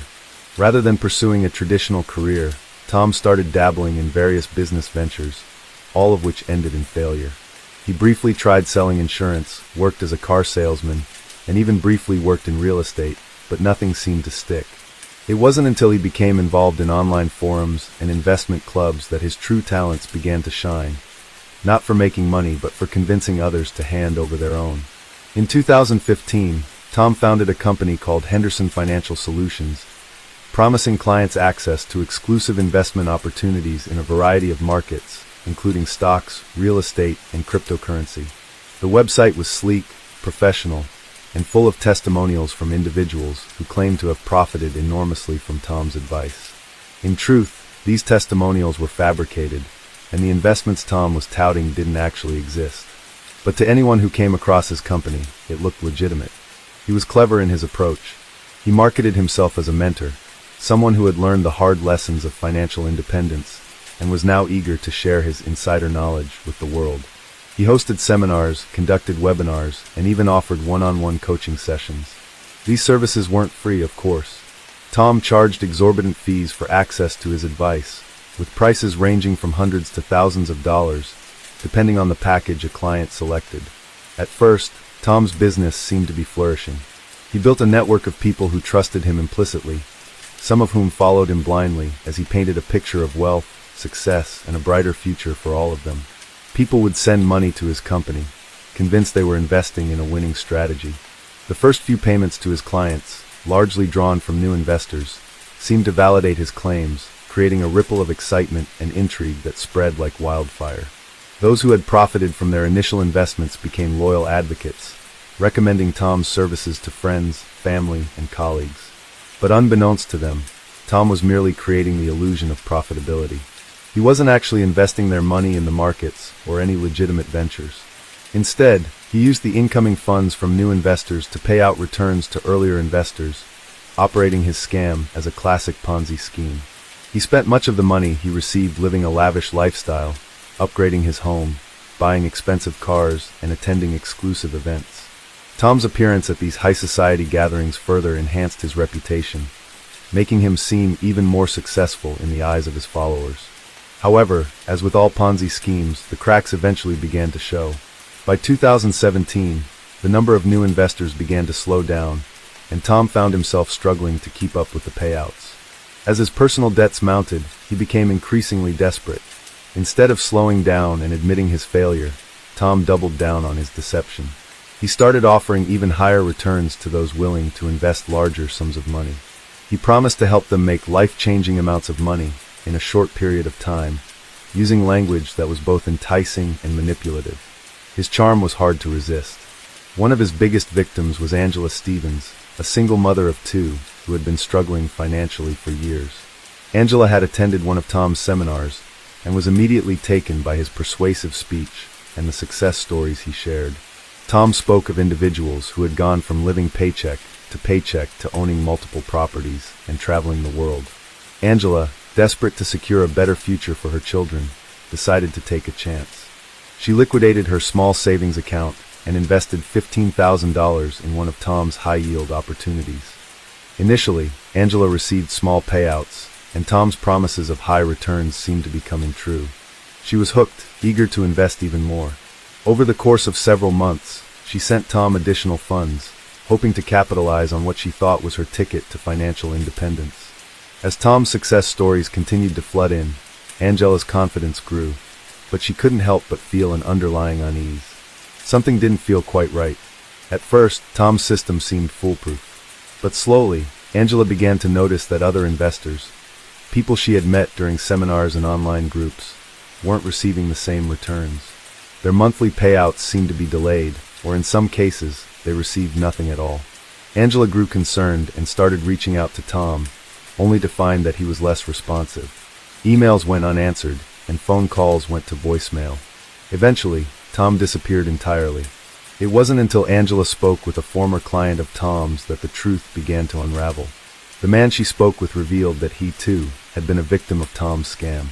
He explained that Tom had convinced him to invest nearly $30,000, only for the money to disappear without a trace. As the pieces of the puzzle fell into place, Angela realized the magnitude of Tom's fraud. She wasn't alone in her loss. There were dozens, if not hundreds, of other victims who had been deceived by Tom's charm and false promises. The authorities soon became involved, and an investigation was launched into Tom's activities. It didn't take long for them to uncover the full scope of his operation. They learned that Tom had been running a Ponzi scheme for over 2 years, using new investors' money to pay returns to older investors while enriching himself along the way. He had amassed a small fortune, but now the walls were closing in. As investigators traced his digital footprint, they found that he had been careful to cover his tracks, using fake names and false documents to hide his true identity. But no amount of subterfuge could keep him hidden forever. As the investigation deepened, law enforcement uncovered startling details about Tom's lifestyle. They discovered that, in addition to the lavish homes and luxury cars, he had maintained a network of fake businesses, bank accounts, and shell companies designed to launder the money he had stolen from unsuspecting investors. Many of these businesses appeared legitimate on the surface, with slick websites and professional branding, but upon further inspection, they turned out to be elaborate facades that existed only to funnel money into Tom's personal coffers. At the same time, investigators learned about the personal toll Tom's scheme had taken on the victims. Angela Stevens, now devastated by her losses, joined a growing group of former clients who had banded together to confront Tom. They filed complaints and shared their stories, many of them expressing feelings of betrayal and self-doubt. How could they have been so easily duped? Some had invested their life savings, while others had borrowed money from family and friends to fund their investments in Tom's false promises. The emotional and financial repercussions of his actions were profound. But Tom was elusive. For several months, he remained on the run, using various aliases and changing locations frequently. He was adept at hiding his tracks, and his ability to blend into different social circles made it hard for authorities to pinpoint his whereabouts. Still, the victims, fueled by anger and a sense of injustice, refused to back down. They formed online support groups, shared information about Tom's past, and spread awareness about his fraudulent activities. As the group grew in numbers, they realized they were not just victims, they were survivors. Together, they became determined to see Tom held accountable for his actions. The breakthrough came when a former associate of Tom's, who had been involved in one of his fake businesses, came forward with crucial information. This person, who had once been a trusted ally of Tom, had begun to suspect something was amiss when the payouts started slowing down. After some investigation of their own, they had come to the same conclusion as the victims. Tom was running a scam. This insider provided the authorities with detailed information about Tom's operations, including his hidden assets, the methods he used to avoid detection, and the names of other individuals who had been involved in his schemes. Armed with this new information, law enforcement closed in on Tom's location. They tracked him down to a small town in northern Utah, where he had been living under a fake name and working as a consultant for a tech company. It wasn't long before a SWAT team raided the home where Tom had been hiding. He was arrested without incident, but the emotional toll on his victims was far from over. Tom Henderson's trial began in early 2018, and it quickly became a media sensation. Victims from all over the country traveled to Utah to testify about their experiences with him. They spoke of their hopes and dreams that had been shattered by his lies, and many openly wept as they recounted the hardship he had caused them. Angela Stevens took the stand, her voice shaking as she explained how Tom's promises had led her to make the hardest financial decision of her life, only to lose everything. She told the jury how she had trusted Tom with her children's future, and how that trust had been shattered. Her testimony was powerful, and it resonated with many in the courtroom. Tom, for his part, showed little remorse during the trial. He sat in the defendant's chair with a smug expression, as if he didn't understand the gravity of his actions. His defense attorney argued that Tom had merely made bad business decisions, and that he was a victim of his own greed, but the evidence against him was overwhelming. In the face of mounting pressure, Tom's attorney eventually advised him to take a plea deal, which would reduce his sentence in exchange for his cooperation. In the end, Tom Henderson pled guilty to multiple counts of fraud, wire fraud, and money laundering. He was sentenced to 15 years in federal prison, a sentence that many of his victims felt was far too lenient given the devastation he had caused. Nonetheless, it was a rare moment of justice in a case that had seemed almost too convoluted to untangle. For Angela Stevens and the other victims, the trial marked the end of a long and painful journey. They had sought accountability, and while it did not restore what they had lost, it brought them a measure of closure. The story of Tom Henderson's rise and fall serves as a cautionary tale about the dangers of trusting those who make grandiose promises of wealth and success. His charm and smooth-talking ways had masked the darkest intentions, and countless individuals were left to pick up the pieces of their broken lives. In the end, though, justice prevailed, and those who had been deceived were able to move on, determined to never fall for a scam again. The trial of Tom Henderson was a spectacle, not only for the victims, but for the public at large. News outlets, especially those in Utah, followed the case closely. His arrest and subsequent guilty plea were covered extensively, but what followed in the aftermath was a mixture of emotions. While many hoped his prison sentence would offer them closure, the lingering questions about how such a large-scale scheme could have continued for so long remained unanswered. The years that followed his conviction saw the victims struggling to rebuild their lives.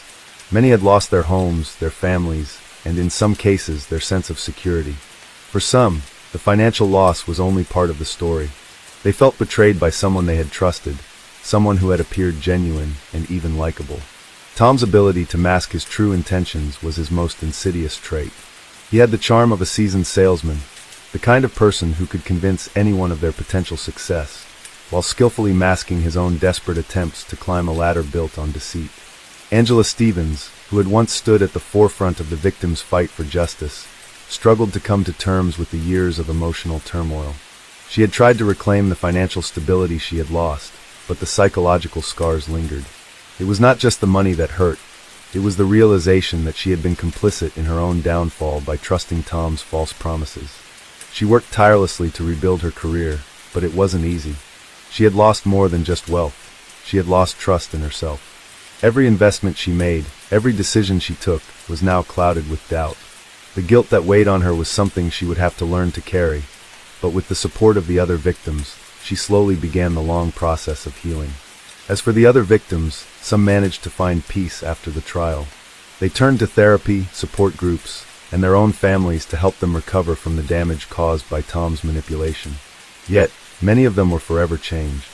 The allure of quick money and promises of success had seduced them, and they had learned the hard way that there were no shortcuts in life. They had been burned, but they hoped others would learn from their pain. In the years following his conviction, Tom Henderson's name became synonymous with financial fraud in Utah. His story was discussed in universities, in financial seminars, and among local law enforcement as an example of how far-reaching a con artist's impact could be. His case remained a warning to investors, particularly those who believed in too good to be true opportunities. Financial advisors often reference the Henderson case to caution their clients about the risks of unverified investments and the dangers of placing too much trust in someone's word without verifying the details. While many people had been hurt, the legacy of Tom Henderson's fraud also gave birth to a stronger sense of vigilance in the community. Local authorities started working more closely with federal agencies to identify early signs of financial fraud and catch perpetrators before they could do as much damage. The regulatory systems that were in place were criticized for their inability to catch Tom sooner. But after his case, new methods for identifying fraudulent schemes were implemented. The role of technology in modern-day scams became more apparent, and the use of social media to spread fake investment opportunities was scrutinized more thoroughly. Tom, meanwhile, sat in his prison cell, serving out his 15-year sentence. He had lost everything: the wealth he had once accumulated, the respect of his peers, and the freedom he had once enjoyed. But despite his incarceration, the damage he had caused continued to reverberate through the lives of those he had defrauded. He was left to reflect on the choices he had made and the legacy he would leave behind. Would his name become a cautionary tale, as it was for so many others? Years passed, and Tom's story eventually faded from the front pages of the newspapers. The victims, though forever scarred, moved on with their lives. Some of them even went on to advocate for greater financial literacy, hoping to prevent others from falling into the same trap they had. Angela Stevens, for example, started speaking at local events, teaching people how to recognize scams and make smarter financial decisions. She found strength in helping others avoid the same pitfalls she had once fallen into. The experience had changed her in ways she never could have anticipated. No longer was she the woman who had believed in easy wealth and instant success. She was now someone who understood the value of patience, hard work, and skepticism. Her journey of recovery had been long and filled with setbacks, but she had come out stronger on the other side. And while the wounds inflicted by Tom Henderson's fraud may have healed in some ways, the lessons learned from his crimes continued to resonate. It served as a stark reminder that greed and manipulation could have devastating consequences. Trust, once broken, could take a lifetime to rebuild. Case 10. In 2017, a music festival that promised luxury, exclusive performances, and paradise turned into one of the most infamous scams in modern history. The Fire Festival, promoted by entrepreneur Billy McFarland and rapper Ja Rule, promised a glamorous weekend on the idyllic island of Great Exuma in the Bahamas. The event was marketed as a luxury escape, complete with gourmet meals, private villas, and performances from top artists. The advertising campaign was meticulously crafted, featuring supermodels and influencers posting alluring photos of sun-kissed beaches and lavish accommodations. However, the reality was far from what was promised. When festival goers arrived at the island, they were met with disaster. Instead of private villas, attendees were greeted with FEMA disaster relief tents. The gourmet meals advertised turned out to be sliced bread, cheese, and lettuce served in styrofoam containers. The promised luxury experience quickly turned into a nightmare. McFarland, the festival's organizer, had made a series of reckless and fraudulent decisions to cut costs and inflate the event's appeal. Despite claiming that the festival was sold out and a symbol of exclusivity, McFarland had failed to secure the infrastructure, supplies, or even the proper permits to hold the event. Vendors and contractors were never paid, and attendees were left stranded, many of whom had spent thousands of dollars on tickets, accommodations, and travel expenses. As the situation worsened, McFarland attempted to downplay the disaster, even going so far as to post misleading updates on social media to convince people that everything was fine. but it soon became clear that the event was a total failure. The Fire Festival became a symbol of the dangers of social media-driven hype and the lengths people would go to manipulate their audience for profit. Billy McFarland was arrested and charged with wire fraud and other crimes. In 2018, he was sentenced to 6 years in federal prison for defrauding investors and ticket holders out of millions of dollars. His fraudulent scheme had not only damaged the lives of countless individuals, but also tarnished the reputations of those associated with the event. The aftermath of the Fire Festival scam served as a cautionary tale about the dangers of blind trust in social media influencers and the importance of verifying claims before diving into high-stakes ventures. The event's failure also led to changes in how festivals and other events are marketed, with a greater focus on transparency and consumer protection. Following the catastrophic failure of the Fire Festival, the fallout was swift and unforgiving. Social media platforms, which had initially been instrumental in spreading the glamorous vision of the festival, became a powerful tool for the public to voice their frustration and disappointment. Influencers and attendees began posting pictures and videos of their disastrous experiences, showing the reality of the situation. Tents without air conditioning, mattresses scattered across dirt fields, and chaos that contrasted sharply with the glitzy promotional materials that had enticed so many to purchase tickets. In the wake of the disaster, a wave of lawsuits flooded the court system. Attendees demanded refunds for their tickets, which had ranged from $1,000 to $12,000, depending on the level of luxury they were promised. Some individuals, who had paid extra for VIP experiences, sought even more in compensation. Businesses and contractors who had been promised payment for their services also took legal action, adding to the growing list of victims in what many had dubbed the fire fraud. Billy McFarland's actions, while intentional, had far-reaching consequences. Not only did he deceive thousands of attendees, but he also defrauded investors and business partners out of millions. The Fire Festival was supposed to be a groundbreaking event that would redefine the world of music festivals, blending luxury and exclusivity with world-class entertainment. Instead, it became a cautionary tale about greed, mismanagement, and the dangers of unchecked ambition. In 2018, McFarland was sentenced to 6 years in federal prison for wire fraud and related crimes.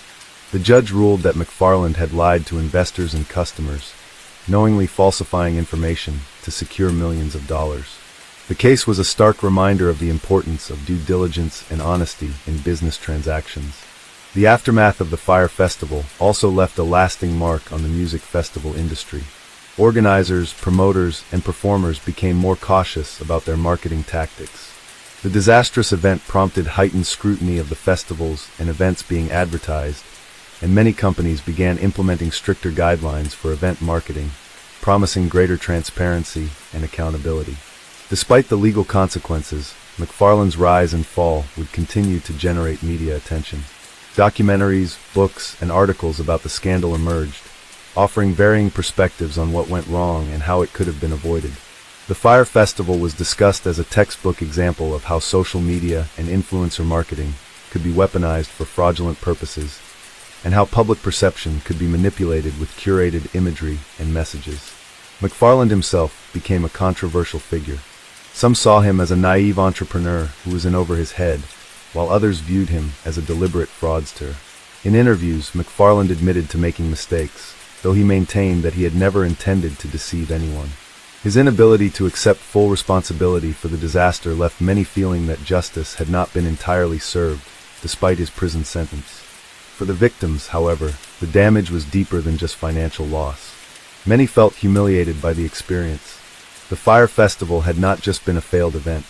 It had been a public spectacle, a story that was shared and ridiculed across the internet. People who had trusted the promises of luxury found themselves in the middle of a chaotic, almost dystopian scenario. The trauma was real, and for some, the scars of the experience would linger long after the media attention had faded. On the other hand, some of the festival goers found solace in coming together as a community. Online groups and forums popped up where they could share their experiences, vent their frustrations, and for some, even find humor in the absurdity of what they had endured. For many, the shared experience of surviving the Fire Festival became a unique bond that helped them cope with the fallout. In the years following the Fire Festival's failure, a stronger emphasis was placed on transparency in marketing, particularly in the luxury event space. The Fire Festival had revealed the dangers of overhyped promotional content and the risks of selling an image rather than an actual experience. People became more cautious of promises that seemed too good to be true, especially when backed by influencers and celebrities whose motives were not always clear. Billy McFarland's name, once synonymous with ambition and success, had become forever linked to one of the greatest frauds of the decade. His story served as a reminder of the dark side of influencer culture and the lengths to which some would go to achieve fame and fortune, no matter the cost.